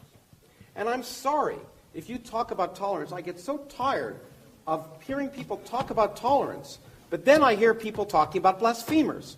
I should be allowed to blaspheme all I want, because ridicule is an important part of inquiry and discussion. Sometimes ridiculing something illuminates it. And I hear about blasphemers, I hate to say it, and this may be a complete misapplication of Islam. It could be that Islam, as it's practiced in many countries in the world, is a misapplication of Islam. But all I can see is intolerance when I see those principles applied. Intolerance to blasphemers, intolerance to homosexuals, intolerance in general. Now, the other thing I want to say is, this God, if we ask what's sensible, why would we think that this unproven God that is supposed to be the basis of not just Islam, but all religions, different gods, different characteristics, but the Islamic God, much like the Judeo-Christian God, is a real creep. This is a God worse than Saddam Hussein. Instead of torturing you just for your life, tortures you for infinity. Forgive me the word, but eternity. Let me use that word. Eternity for not believing. For not believing, you're tortured for infinity. The tortures are actually described in the Quran, and you know it as well as I do. And the point is, if you just ask yourself common sense, if you were a divine being, say you had an ant colony that you made in your house, would you be offended if those ants didn't pay homage to you well, let's start with 50 times a day before Muhammad cut it down to 30 and then 5. Would you be offended if those ants didn't pay homage to you 5 times a day? And if they didn't look up to you or didn't recognize your existence, would you destroy them? No, I mean, it just seems so petty. So why should we believe in a hateful, unmerciful, petty, sadomasochistic, homophobic, sexist God? It's just irrational. It's not sensible. There's nothing. And the point is, and I don't want to single out Islam here. And I know I'm offending some people, but the same is true for the God of Moses. Okay? If you really believe that the scriptures were literally true, the morals in that book are reprehensible. It's okay when angels appear to do a lot of things, including coming down and making revelations to Muhammad, which Muhammad didn't write down. As far as I know, the first example of the Quran was 20 years after he died, so there was a lot of talk. And some of that talk got turned into perfect writing well after Muhammad was dead. But those angels come down. But in this case, in the case of course, Lot, as you know, the angels came down, and they were men. They came in the form of men, which I don't think is allowed in certain versions of the Quran, at least. But anyway, they did. And then they were going to be raped. So what did Lot do? Of course, he said, don't rape them. Take my daughters. Because daughters are dispensable. What kind of moral lesson is that you want to learn? Okay? Now, I'm sorry, that's in the Bible. Actually, that's from my religion. Okay, or my ancestors' religion. I have none. Okay, so those are the kind of moral lessons that I find not sensible. And so I'm happy I picked the Old Testament and not the Quran to talk about immoral intolerance. The idea of punishing people for eternity for choosing to find something unlikely is not tolerant. The idea of punishing them in vicious, evil, ugly ways for all eternity is not merciful. It is the opposite of rational common sense. Now, in terms of explanatory things, let me just spend a few minutes teaching a little bit of science. So, if you have an infinite temporal, let's say time exists beyond our universe. Let's just allow for that because it's easier to describe that. And let's say our universe, a universe can, given the laws of nature, spontaneously come into existence. Okay? Then it will come into existence. It will come into existence at some time. And the fact that it came into existence at that time need not have any reason. It need not have any reason why it was that time rather than some other time. But whatever time it happens, it will come into existence.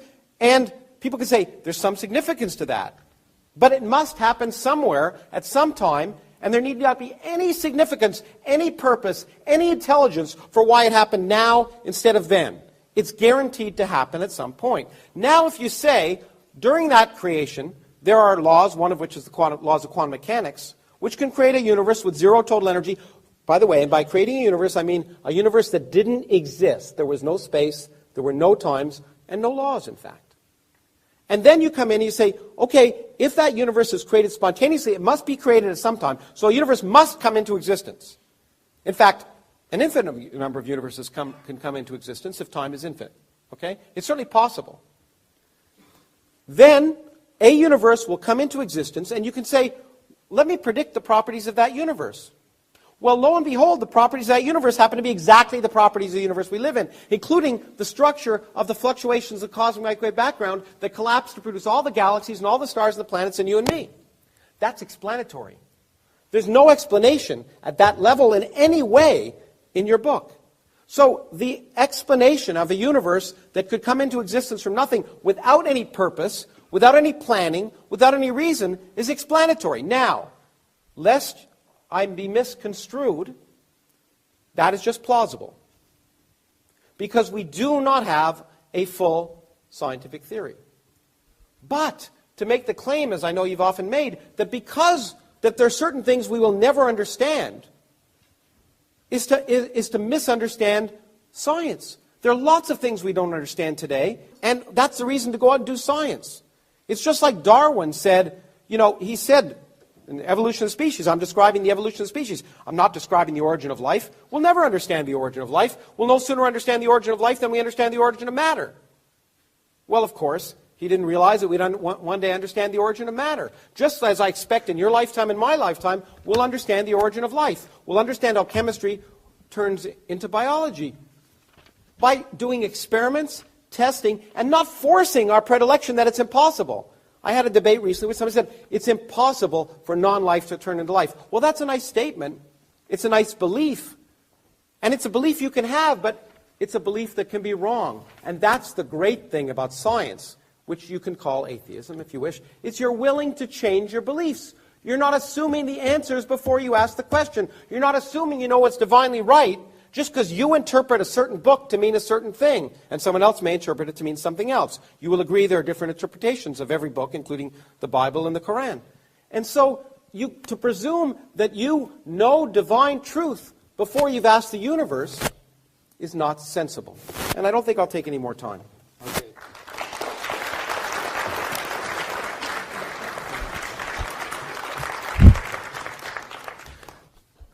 Thank you, Professor Krauss. Now back over to Hamza. 3 minutes it will be, thereabouts. Thank you, Professor. Thank you very much for your presentation. Now, I really want you to try and address some of my arguments. You produced something about with the Quran, but if you were attentive to my argument, the Quran says bring a chapter like it, not 2 verses from different chapters. So, again, it was a straw man of the articulation of what the Quranic miracle was. And I could spend more time maybe during the Q&A to explain what that is, but I specifically said bring 1 chapter like it. Your computer model, which I like to see evidence of, by the way. But who decides what's like it? I mean, do you decide or do I? Okay, is that a different question? To me, Shakespeare is more beautiful than the Quran. That's fine. Okay. But, or James Joyce. Yes. He doesn't use iambic I pentameter. understand, sir. Okay. But what you have to understand, sir, is that I repeated maybe more than once, it's not based on aesthetic reception and your opinions on beauty. Who determined it? Well, it's the reality, empirical reality. No, I'm going to explain. Let me explain what the argument is again, because from your onset you've misunderstood it. You thought it was quoted beauty. people who said it couldn't have been created. But those are just literary scholars. What if I say, yeah, it could be created? Yeah, let me just explain that, because your first presupposition was based on a falsehood, wasn't it? Yeah, you thought it was aesthetic reception. It's based upon the structural features of the Arabic language. And because I only have 2 minutes, I'll continue that in the Q&A, okay? So, also you're saying about that, look, if the universe began, then we could show that maybe empirically or deductively. My focus is on the deduction here. And I don't think you really address from the infinite perspective when we said that this is based on axioms and conventions in the mathematical realm of discourse, but in discrete physical parts, as you've admitted in your book, that can't happen. So we have a deductive argument the universe began, which means it once wasn't there. Ontologically, if there wasn't a cause for that, you wouldn't have the universe in the first place. The second point I like to make... No, there's you see the photon that's lighting you up from that thing? Yes. It didn't exist before it was emitted by the electron. Yes. Okay? It didn't exist. Yes. It wasn't there. And you're saying there's no cause? It wasn't, point is, yeah, I'm saying this.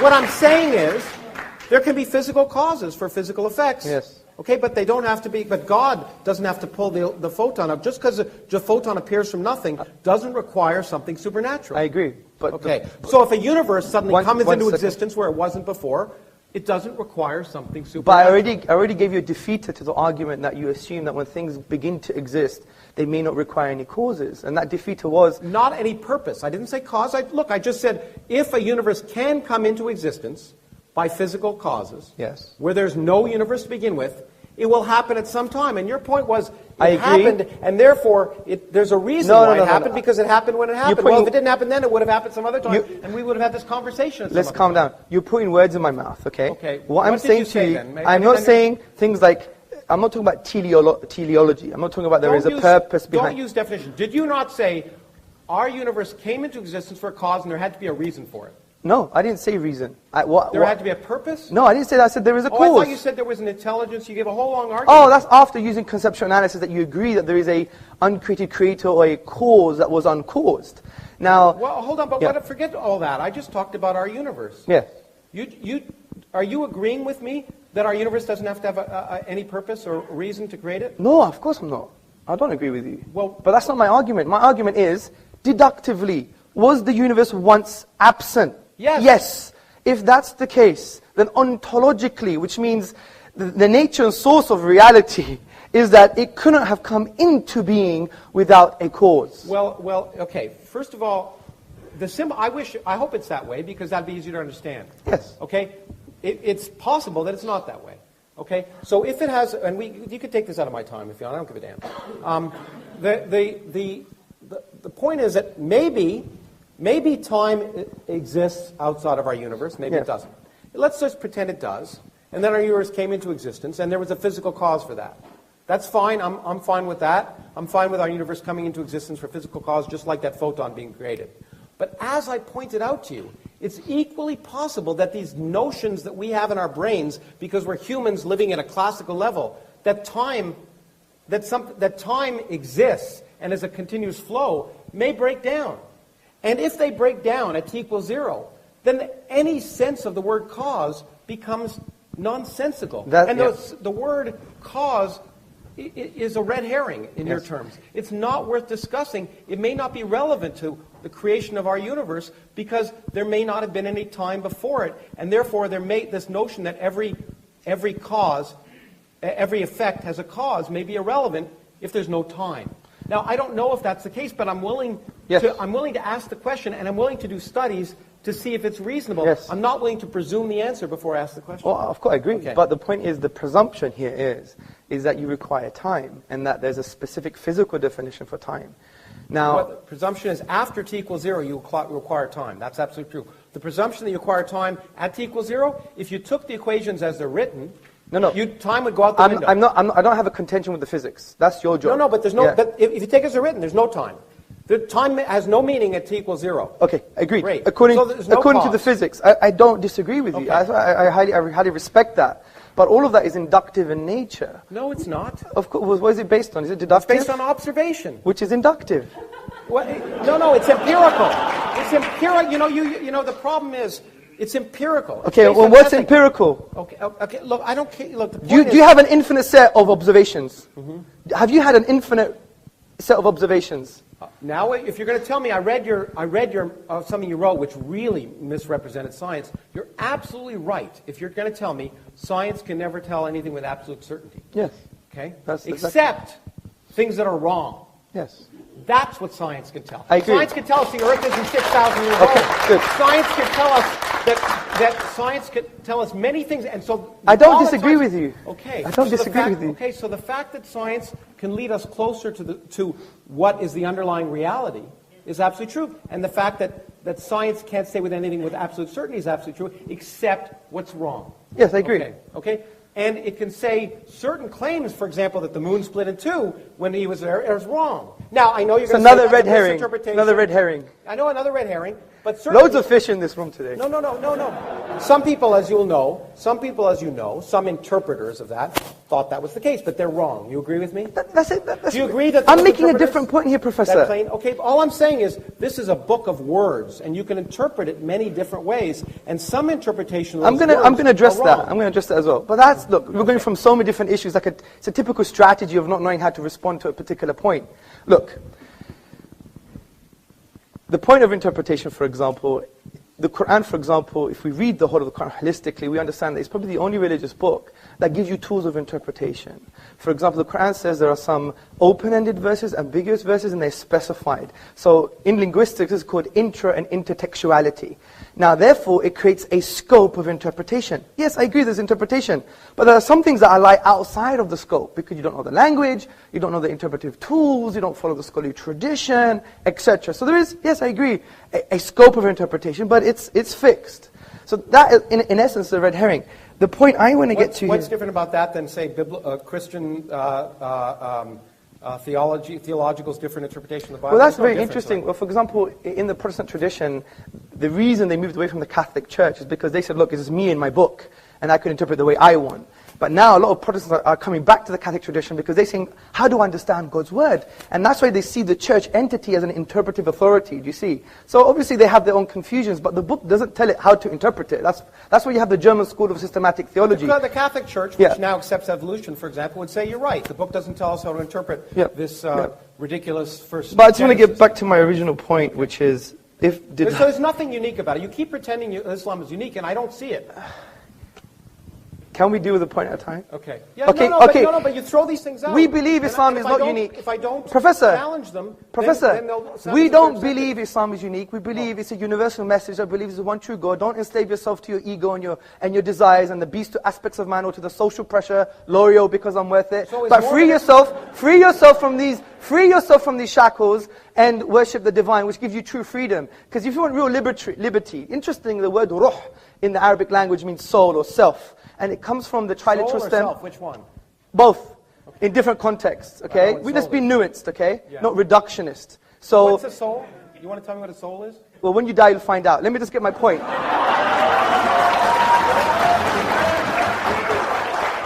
Let me make my That's point. a really bad explanation. Well, come on. Because it gives me something I can't test. Listen, I'm the Greek. I'm supposed to be full of sophistry and rhetoric here. Well, you are, but that's true. Okay. The point I'm trying to say is that the word ruh etymologically shares the same meaning with the word raha, which means liberty and serenity. And interestingly, we all want to seek this type of liberty, but the irony is, from an existential perspective, what does it mean to exist? Who am I? We're all in a state of slavery because your birth, sir, your birth, madam, is just like the American writer once wrote, we're born and then we're sold into slavery. You never chose your birth. Well, it was Rousseau who said that. Man is born free and Yeah, lives forever. exactly. Okay, Well done. yeah, Good. So let me. It wasn't American, but let me get poetic here. Yeah. Okay. So the point is, we don't choose our birth. I didn't choose I was going to be Greek, looking like a Pakistani. You never chose a. Shaved, you wouldn't look so Pakistani. Well, I'm growing my hair just like yours. Okay. So, It's true. It's nice. So the thing I'm trying like to say. your hair, by the way. Thank you. We're becoming friends now. Yeah. So the point I'm trying to say is, look, let's be nuanced about some of the narratives from religion. Like, in essence, that's how, you have to empathize and see the filters that the Muslim will use. And that's why a Muslim woman who may cover her hair, a Muslim man who may grow a beard, these are not reasons because it's like this kind of ridiculous type of blind slavery. We really understand that the only way to free yourself from the shackles of the ephemeral nature of social pressure, because we're social animals, of the very fact that you didn't choose your birth or your ethnicity or even your own gender, you free yourself from these shackles by what we call ubudiyya, a servanthood to the divine reality. But the question I want to ask is it sensible? So why is it sensible for a woman to be covered up and not a man? Well, I am covered. No, you're not covered up. You're not covered up. You You're want to not put in a bag like some of the people back there. Well, it's not really a bag. No, it is.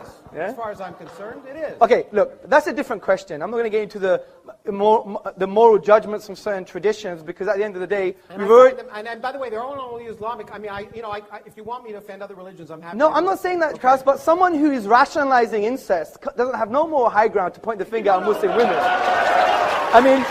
And the other point. Now you're No, but let me finish. Let me finish. Let me finish. I explained why. Let me complete the sentence. I'm sure it wouldn't go ad infinitum. Okay. Let me make my point. Well, we could go ad infinitum because it could last an infinite amount of time. Potentially. So, not actually. You agree? Potentially, yeah, but not actually. That was my point, which you misunderstood. So the point I'm trying to say, Professor Krauss, is this, is that, you know, these pointing the finger at other traditions, where is your ontological basis for an objective moral value like this? Well, you know, in fact... Is it objectively wrong that she's wearing a bag? What? Is it objectively morally wrong? And how is it objectively morally wrong? I asked if it's sensible. Okay, is it sensible? Okay. And so my question to you is, it seems to me that given the fact that I happen to view women and men as, you know, we have differences, inherent genetic differences. Of course, yes. But in every other sense, we're equal human beings. And in fact, in many senses, as you know, there are advantages and disadvantages. We don't disagree with that. So I do not see any reason to treat women differently than men. It doesn't make sense to me. That's all I'm saying.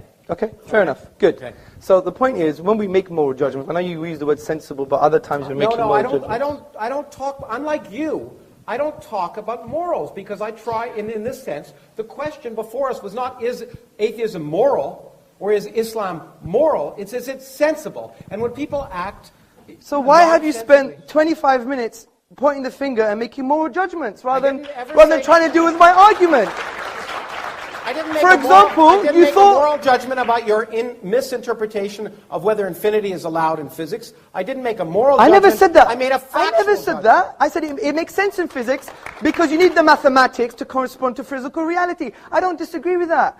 I am saying... So you need the mathematics to correspond to physical reality. Is that what you just said? Yeah, of course you do. According to physical physics. reality can allow for infinity. According to what, I learned a lot from your book, actually. It was quite interesting. You said, even in your book, I think it was page 81, you said that essentially, you know, there's the maths, and I need to improve my physics to ensure it's in line with the math. And interestingly... No, I need to improve my math to ensure it's in line with reality. Okay, good. So, Okay? what is the evidence of experiment? Yes, good. So if my math doesn't agree with the evidence of experiment, then I change my math. And that's why I think, and I don't want to build a straw man, you made a conclusion in your book, you said, this is why you can't have an infinite anything. No. You said that in You your show book. me where I can't have an infinite anything. Yeah, Did I talk about give me the infinite book. energy density? Let Did me I talk about whether the universe might be infinite? Let me find it for you. And by the way, if I did, I was wrong.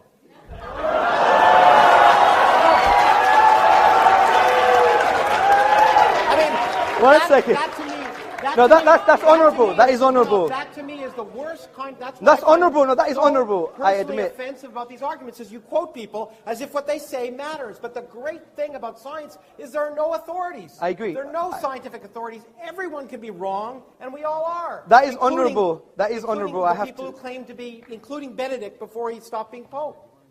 Yeah, 1 second. 1 second. Just bear with me. He wanted it here. It's here somewhere. No, I'm enjoying it. Yeah, please. This is good. This is good. Okay, so here we go.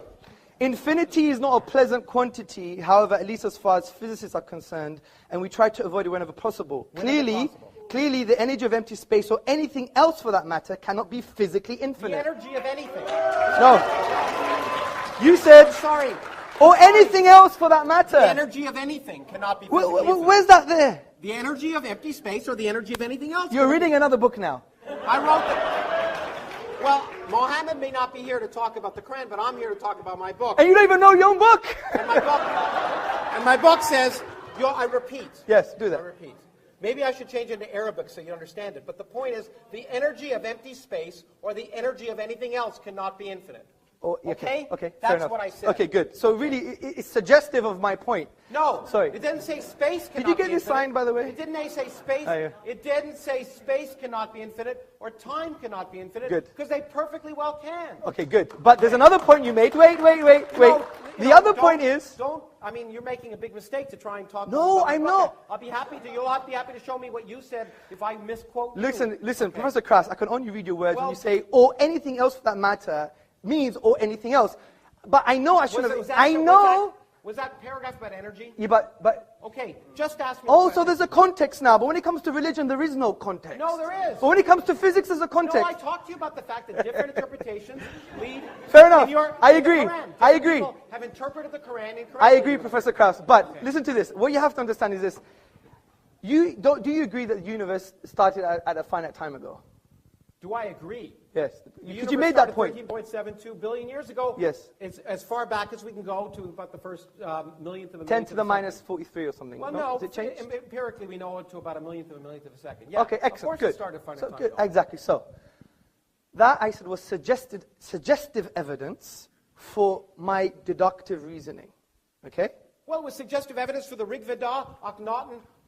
Yeah, I know. and Good, if you good, good. wonderful read the Let's Norse carry on creation now. myth, it's just as beautiful. It was created. I agree. I Okay. agree. But then I said, but since we have the best possible explanation, which is there's an uncreated creator, or there is a Why is cause that that the was best not possible caused, explanation? because I gave you all the logical explanation. This is the point. You should be No, attentive. I have the best explanation. It came from nothing by physics. Yes, but your Okay. nothing, is it really like nothing? No space, no time. Our universe didn't exist. So there's no... There was no quantum foam. There was nothing where our universe existed. There was no space and no time. Everything we see, this room that we're in, So did not exist. when your friend Vilenkin comments on that... One second.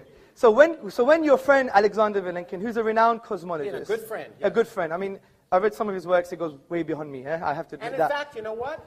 Yeah. You know what? In fact, Alex Vilenkin, as you'll read in my book, as I did, in fact, he scooped me because he wrote Yes, the he did. paper I read before that. Yeah, did, that was very interesting. Talked Yeah. about a creation of space from no space. Yes, I agree. Okay. Recently, he has mentioned that there is a spatio-temporal boundary, right? No. What has he said? Well, he is, I mean, you know, we can talk about the details of the instanton that he described in Yes, the mathematical yes, illusion, but in fact, there is no space at the central point of that. Okay, instanton. agreed. So, but, see, my main point is that this evidence is suggestive of an evidence that is what I would call far more stronger. It has great epistemic value, and I'm going to end on this. Because it has great epistemic value, because as you admitted, the inductive method doesn't lead to certain conclusions, whereas the deductive method leads to certainty. Now, you can't get it all the Which is often time. wrong. But no, if the premises... I can be certain about something be wrong. Can you? Yeah, I agree. But Okay. Krauss, if the premises are sound and the logic is valid, it's still certain. You still What if have the to prove universe to me... doesn't respect your logic? Yeah, but Krauss, Professor Krauss, you still have to prove to me that the deductive logic I used is unsound or not valid, and you haven't done that. Well, Okay. You don't think I have. I do. Okay, I'm really sorry to interrupt you, Professor Krauss, Hamza. You're going at it hammer and tongs, but there's a whole bunch of guys out there who want to sort of have a say, okay? Okay, guys, settle down. We're going to get the first question right now. Okay, my first question is to Professor Krauss, and this is just to sort out the whole thing we were talking about. I just opened up your page and it says, nothing is something. There you go. That's the title of a chapter. That's the title of a chapter, nothing is something, right? And you know what I meant? No, I'm going to ask my second question now. Okay. Your whole book is based on mathematics, and mathematics, as you know, is based on deduction. No, it's based on evidence. Okay, and you use mathematics throughout your book, and you say deductive... Show me the equations in my book. Show me the equations. Are there equations? Yes, they are. Well, they're one or two. The book's 200 pages long. Okay, let me just ask my question. answer My equal first MC question squared. was, you said nothing is something as soon as you open the book. Yeah. Secondly, you said deductive method, deduction doesn't work, and maths is based upon deduction. I said it may not work. No, you said it in the opening. Deduction doesn't work, and your book is full of mathematics and deduction. Mathematics is based upon deduction. So how do you... it's actually a good introduction to logical fallacies. Ooh. Professor, you want to say something? Yeah, okay. I mean, these rhetorical things are so ridiculous. But okay. I like catchy phrases. And when I said nothing is something, it's a chapter title.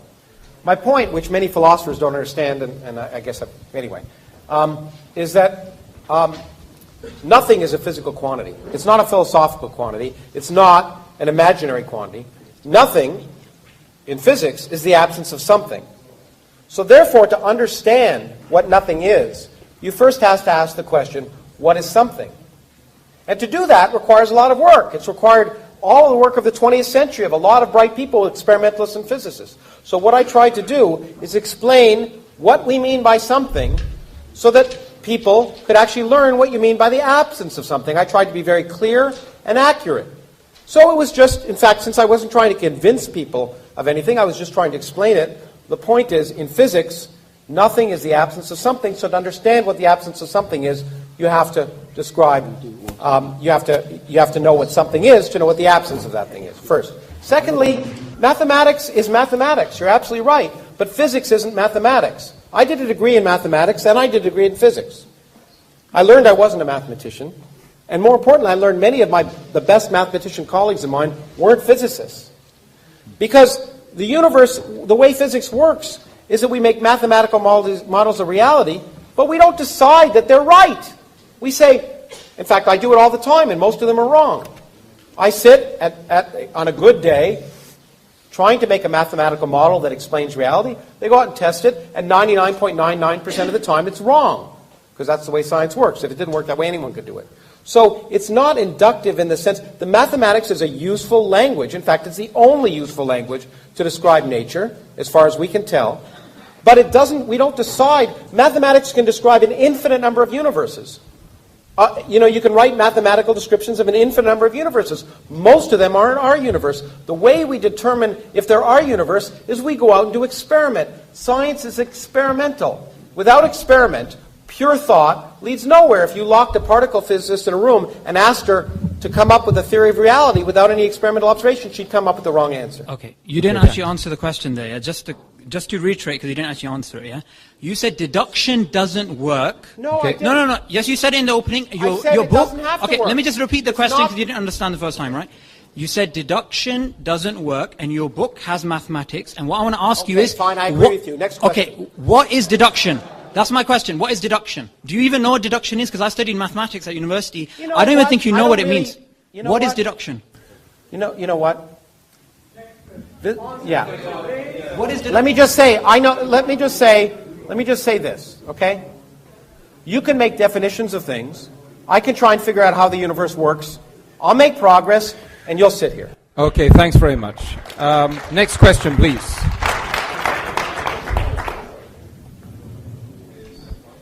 Hi, my question is to Hamza, and it's about the things he said about science in Islam. He's done a research paper on embryology within the Quran, and the idea that I'm getting is that, it's sort of better to actually understand Arabic more to get more scientific ideas out of the Quran. But where is the LHC equivalent in terms of Islam? Where's that? What is the LHC equivalent?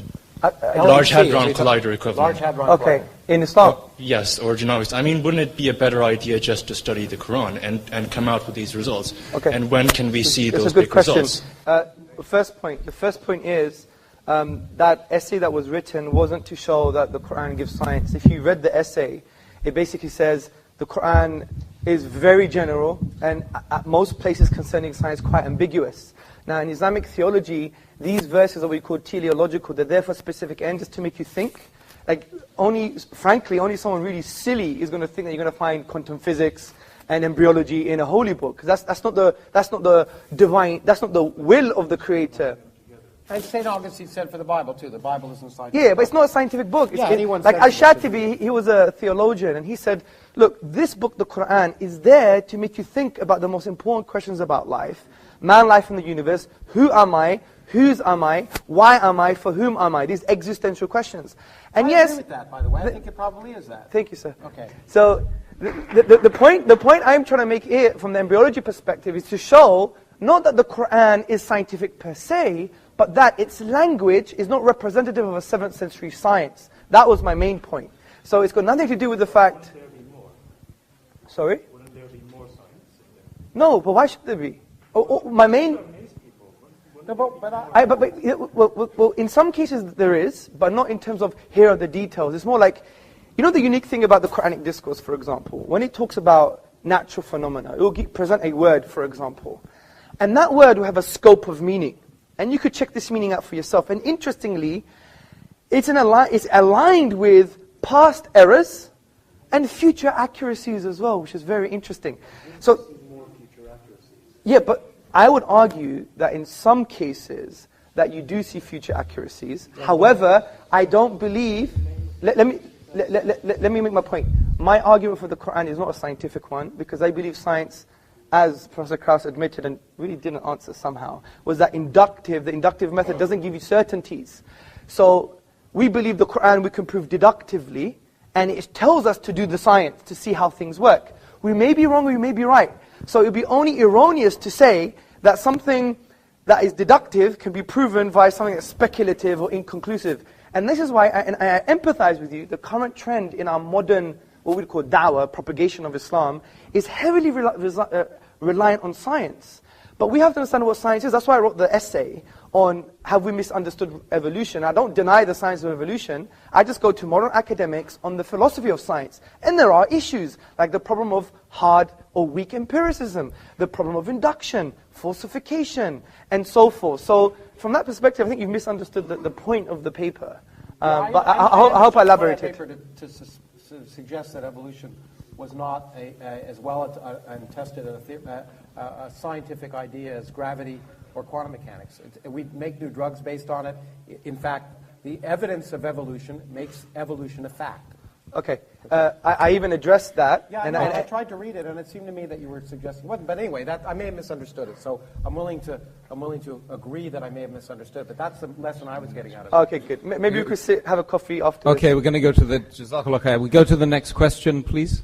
Thank you for the very emotive debate. My question is to Professor Lawrence Krauss. Why did I guess that? Okay. No, go on. Anyway. Firstly, let's not conflate science with atheism. What? Firstly, let's not conflate science with atheism, as we would all agree that science doesn't logically entail atheism. It is methodologically neutral. Therefore, my question is this. Science being a empirical method based on observation and experimentation can never answer metaphysical questions such as the existence of God. So, then it would arise, how do you, as an atheist, maintain your position? Because you said, for example, empirically speaking, we can't say God exists or does not exist. Rationally, deductive, you already ruled out. Therefore, how can you rationally justify your belief? How can you say it's common sense and nonsensical, please? Thank you very much. It's a good question. Okay, I should clarify that. I think it's a very good question. And so, yeah, let me clarify that question. Okay, let me try to clarify this. I want to more, again, emphasize that atheism is not a belief. Okay, it's not a belief. As a scientist, I don't believe anything. As a scientist, I don't believe anything. If you use the word belief, scientists shouldn't use the word belief. There are things that are more likely and less likely. In fact, in the spirit of Hamza, science can say nothing with absolute certainty. It can say something is very, very likely or something is very, very unlikely based on the evidence of experience and testing. I can't see you, but I know you're there. Okay, and so I find it easier to talk to a person. Okay, and no, stay there. I can see you now. So the question is, what is more likely? That's all atheists are saying. And the atheists are saying, look, the first thing they're saying, I mean, people who claim they're atheists, and by the way, most scientists don't think enough about God to even know if they're atheists, because God's irrelevant. God never comes up in any scientific conference, in any discussion, anywhere. It doesn't. Because, in fact, we're just trying to figure out how the universe works. You're absolutely right also to the fact that I want to stress one more time, that science, and I may slightly differ with my friend Richard Dawkins about this, I don't think a lot, science does not require atheism. And the proof of that is empirical. Since I believe empirical proof, I have several colleagues of mine who are very good scientists who aren't atheists. Therefore, since they're very good scientists and they're also not atheists, science doesn't require atheism. Now, people can hold contradictory ideas at the same time. That's one of the reasons. But science can never disprove purpose in the universe. All we can ask is, given the evidence of our observation, do I think it is more likely that there's a personal God that cares about this random planet around a random galaxy in the middle of 400 billion galaxies, in a universe in which everything we see is just 1% of the whole universe? You could get rid of us and all the galaxies and everything. The universe would be largely the same. We're a bit of cosmic pollution. It seems ridiculous to imagine, for me, based on everything I see and my common sense, to imagine the universe was created for me. That's all. Okay, thank you, Professor. Let's go to the next question. Hello, Mr. Krauss, and assalamu alaikum, Mr. Sortsis, for a very good talk. I just have a question for Hamza. So you started off talking about infinity, and I mean, a lot of these arguments were sort of William Lane Craig type arguments, who, by the way, Fox News loves. Now, my question is, we've got a guy here who's written 300 books in astronomy, cosmology, whatever, and I mean, there is a lot of talk about Islam, about the Quran having scientific evidence behind it, cosmologically as well. Why didn't we ask him these questions? Why didn't we say, well, I don't know, you said that, you don't know, so why not ask him? He's there. I mean, why not? this is a forum for conversation. Why didn't we have? Well, I didn't hear one time, except for when you mentioned quantum vacuum, where he explained to you what quantum vacuum is. Yes. Like, other than that, I didn't hear anything. So I'm really interested as to why that conversation didn't happen in here. Because my argument wasn't a scientific one. But I could do that in Starbucks or for the leftists amongst you in another coffee shop. Just like William Lane Craig often tries to No. use the evidence of the Big Bang. No, let's be attentive to my argument. It wasn't a key premise. Yeah, it was. absolutely. I even Well, repeated. I guarantee you, I agree with you. It was not scientific at Yeah. all. Exactly. Well done. So, my point was, it was just suggestive. You're right, it was If you suggestive. remove that argument, you still have my deductive argument that hasn't been addressed. no, I know. Yeah. What I'm saying is, then why did you use the linguistic argument? Why not this?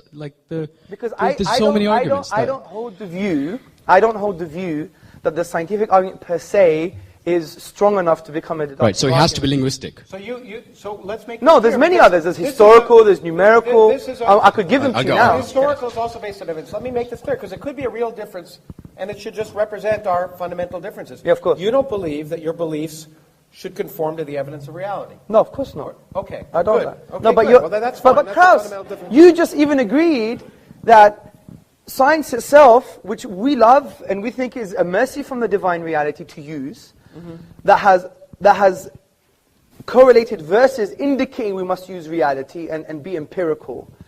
You've assumed that empiricism itself would lead to an understanding of reality, absolutely. But you agreed that's not the I never said case. any absolutes. I've always said plausible, likely, unlikely. That's the way But science that's works. And the whole question here is, what's more sensible? And the point is, once again, I said empirically, 1,000 religions, you're all atheists for 999 of them, I'm just an atheist for one more. Yeah, but this is precisely my point. Yeah. Why would I therefore use an empirical inductive method to form beliefs that I believe are certain? That would be obnoxious of me. So what I do is, if I believe something is so certain as the existence of the divine and the miraculous nature of the Quran, I'm not going to use an inductive method which is speculative and probabilistic, which you would even agree ranges from 0 to 99%. I would have to rely heavily on what you would call other methods, epistemic routes to knowledge, such as deduction. And are There's they nothing, sensible? and they are sensible. And here's the question, as Carl They are. Sagan would have said, extraordinary claims require extraordinary evidence. And the claim that you're absolutely certain of the truth, that you personally are absolutely certain of the truth, is a remarkable claim. No. And the evidence you presented Straw man. was not Straw man. I'm absolutely certain of very basic truths, and this is called epistemic foundationalism. No, I don't have that presumption. I'm You- not that presumptuous. Well, you obviously have a presumption that induction works. That's the truth No, in I itself. don't have the presumption that I know the truth. Let's presume there's more questions as well. Okay, let's go. Hi, my question is for Hamza. Oh, yes. My question is, I just want to clear something up before I go on. Do you think that logic and science are two separate paths to truth? Because Professor Krauss here is taking the scientific approach, you've been taking the logic approach. Do you believe they're mutually exclusive, that you can have a logical... No, of course not, because you can have a deductive argument that its premises rest on induction. So that's fine. And an inductive argument, by definition, is empirical by nature. But the point I'm trying to say is, there is a difference between induction and deduction. That is a clear distinction. Well, sure, that's Yeah, exactly. So the point is, if we do have a valid and sound deductive argument, then for God's sake, let's address it. Not just say, oh, you guys put women in bags, or you scratch your ear on a Sunday, or you don't clean your earwax, or all these kind of random red herrings that were coming along, right? So the point I is, tried to ask empirically what's, to me, and maybe this is a different word, maybe we should have defined the word sensible. Please, Yes. sorry. Sensible, Could to I me, is interrupt? something Yeah, that's consistent sorry, with the that evidence of wasn't the question. My Sorry. question was that if you think logic is, you said you didn't think it was independent, but do you think that your premises, because that's what your arguments rest on, are informed by empirical evidence? some of them are supported, but the majority of them are deductive themselves. Okay, next question. And that's what makes deductive very strong. If you have premises that are deductive, and the conclusion is sound and valid, therefore it's a deductive argument. So that makes it a very strong argument. And that's why I said it would be irrational to take induction over deduction if you have a deductive How argument. do you know that they're valid if you don't test them? Because you know them conceptually and metaphysically and philosophically. Just like that woman knew to drown her 4 kids. Yeah, but, okay. No. Okay. No. Let me address this question. Sorry. The interesting thing is, your very statement is a metaphysical statement. It could be translated metaphysically. For example, induction is the only method to use to try and establish or know reality. That statement itself is self-defeating. It can't even be proven by empiricism. It's an inductive statement. So the point is, I give an example. It's like you have almost, it's like you have this almost crude. I don't claim to know what's valid just by knowing it. No, but you have to in that very statement in itself, because it's almost like you're presenting this crude scientism or logical positivism. Oh, stop using words. Talk to me in English. Okay. Oh, but when you use words, it's great. When I use words, I can't do that. I don't think I've used very much jargon at all. If I did, I apologize. Okay, scientism is, let me define it for you. It is the assertion that science is the only way to form conclusions about reality. Okay? That statement itself is, one, self-defeating, because science can't prove that statement. Secondly, science itself, that statement itself is flawed because science can't prove mathematical truths. Also, it can't prove ontological truths. It can't prove moral truths, historical truths. If you study epistemology, sorry, excuse me, sir. How do you know it can't prove historical truths? Let me make a point, sir. How do you know it can't prove moral truths? So you're making these Okay, let me make my point. How do we know Aristotle existed? There's lots of evidence. Okay, let me give you a piece of evidence that I know. We know him through Plato. Okay? It's highly likely that he existed, which is what science would say. Yeah, but let me make my point.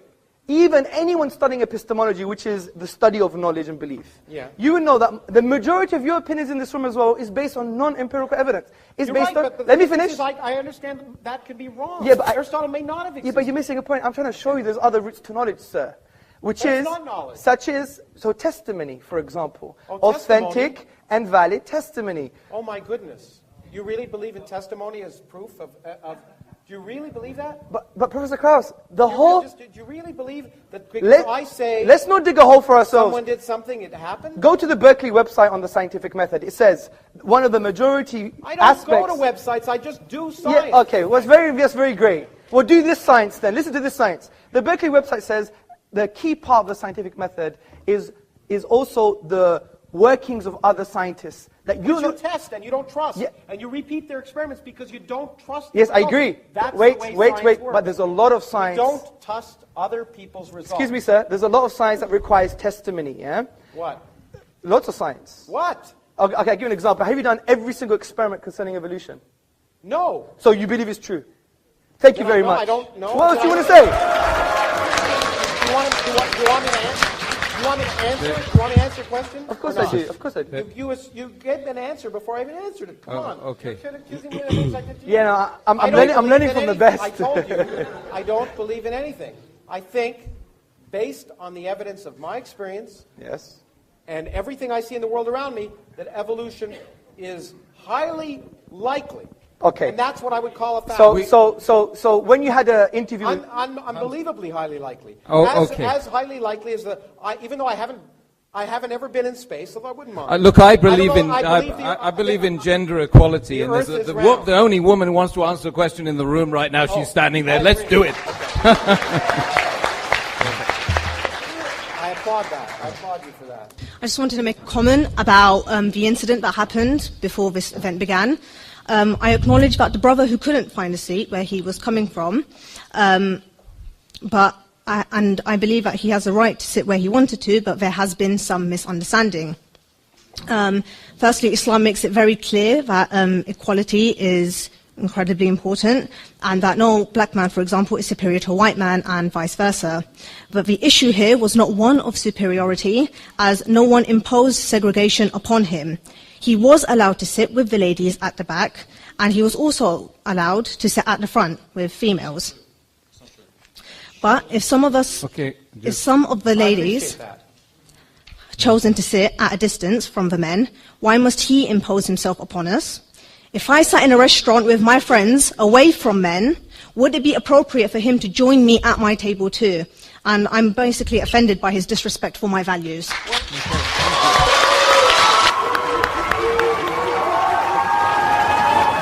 Okay.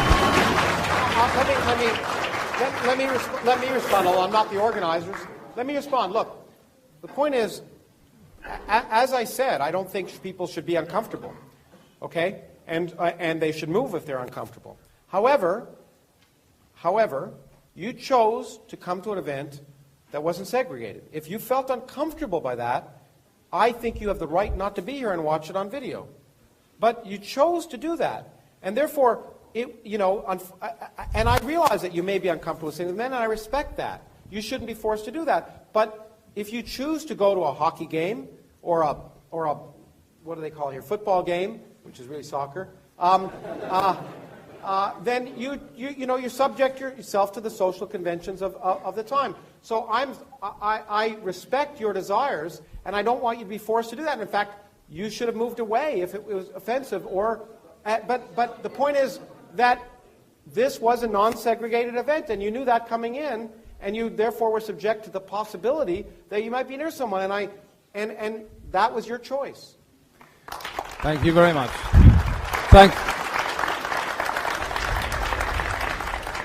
Okay, thank you very much. Thank you very much. You guys, mashallah. Oh, sorry. Don't be sorry. I've been sitting on the fence the whole night, you see. It doesn't offend okay, it's painful sitting on fences. Hamza and Professor Krauss, I think you guys have been amazing tonight. Don't you think? I don't think so.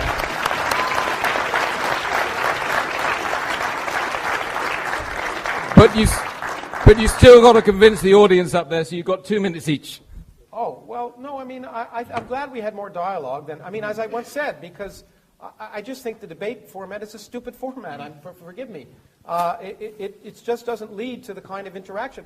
Actually, there's been some positives that have come out of the fact when Hamza and I have talked that have been much more positive than when people make these rhetorical long statements and trying to find things and try and sneak the other person into some logical contradiction. It's just not good for education.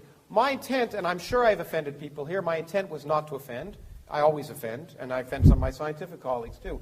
My intent was just to raise questions and encourage people to think about issues. And for that, I hope that some of the statements I've made will cause people to think. And indeed, my whole point is that given access to information, and I believe you should get access to information about the world really works, which is why I write scientific books and I speak, because I think these are some of those beautiful ideas people have ever come up with. That we shouldn't be afraid of them. We shouldn't fear them. We shouldn't view them as if they offend our beliefs, that's a good thing, because it means our beliefs are wrong. And that, as I say to students all the time, is the greatest gift we can have. Changing our minds and learning is what's produced the progress that allows this room to happen, that allows these video cameras to be recording things. So I just hope that as I hope I am willing to change my beliefs or change my mind in the presence of evidence and get information, that I hope that some of the things I've said has spurred your thinking, and I certainly don't want to convert you into anything. And so thank you for listening. Hamza? Oh dear. You know what? Something inside me thought I knew it would be like this, because when I watched Professor Krauss, although I disagree with him, I love his style. And my dad would love your style as well. It's like, I don't care, I'm going to be me, get over it. You know? So I do respect that. Good. And the other thing I do respect... You're that way too, don't you think? Yes, we're the same. Okay, well, then we're the same. That's why there was like almost an explosion here on atomic levels. Yeah? I mean, interestingly, we have a lot in common. We both like Star Trek. So, you know, I know it's not real.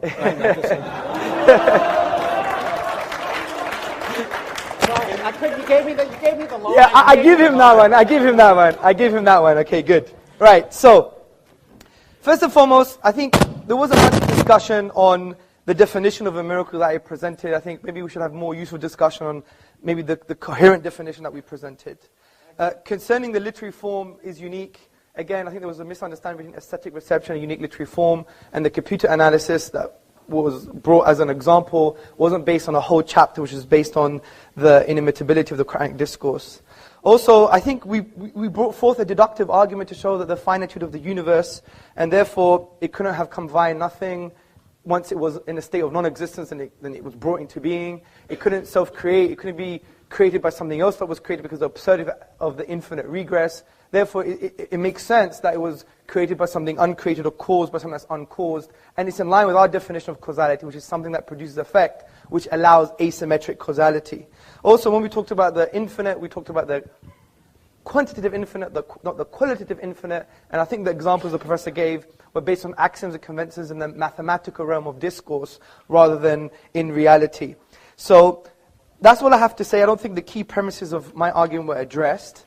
And I think it shows the veracity of Islam from that perspective, because if it was so wrong and so rubbish and so nonsensical, we would have had a strong counter-argument from that perspective. But this is going to be unaddressed until the Day of Judgment, I believe. But I think what we all have to learn is that, you know what? We can sit on a table, we can speak together, we may be angry and rhetorical. And by the way, I so apologize if I offended anyone, especially Professor Krauss. I did say things that I shouldn't have said for a highly respected, for a highly respected academic like himself. So we have to humble ourselves for his achievements, and some of the words I used were not appropriate, even though they may have sounded nice rhetorically, but that's a different issue. The point is, you know, at the end of the day, let's be human, let's connect with one another without presuppositions, and that's very hard to do. But the only way to do that is just really divorcing our drama and our presuppositions when we try to engage with someone, and that's what we teach in our courses all the time. Engage with a human being, not just with his beliefs or your perception of who he is. We didn't quite get there today, but you know what? It's the beginning. God bless you all.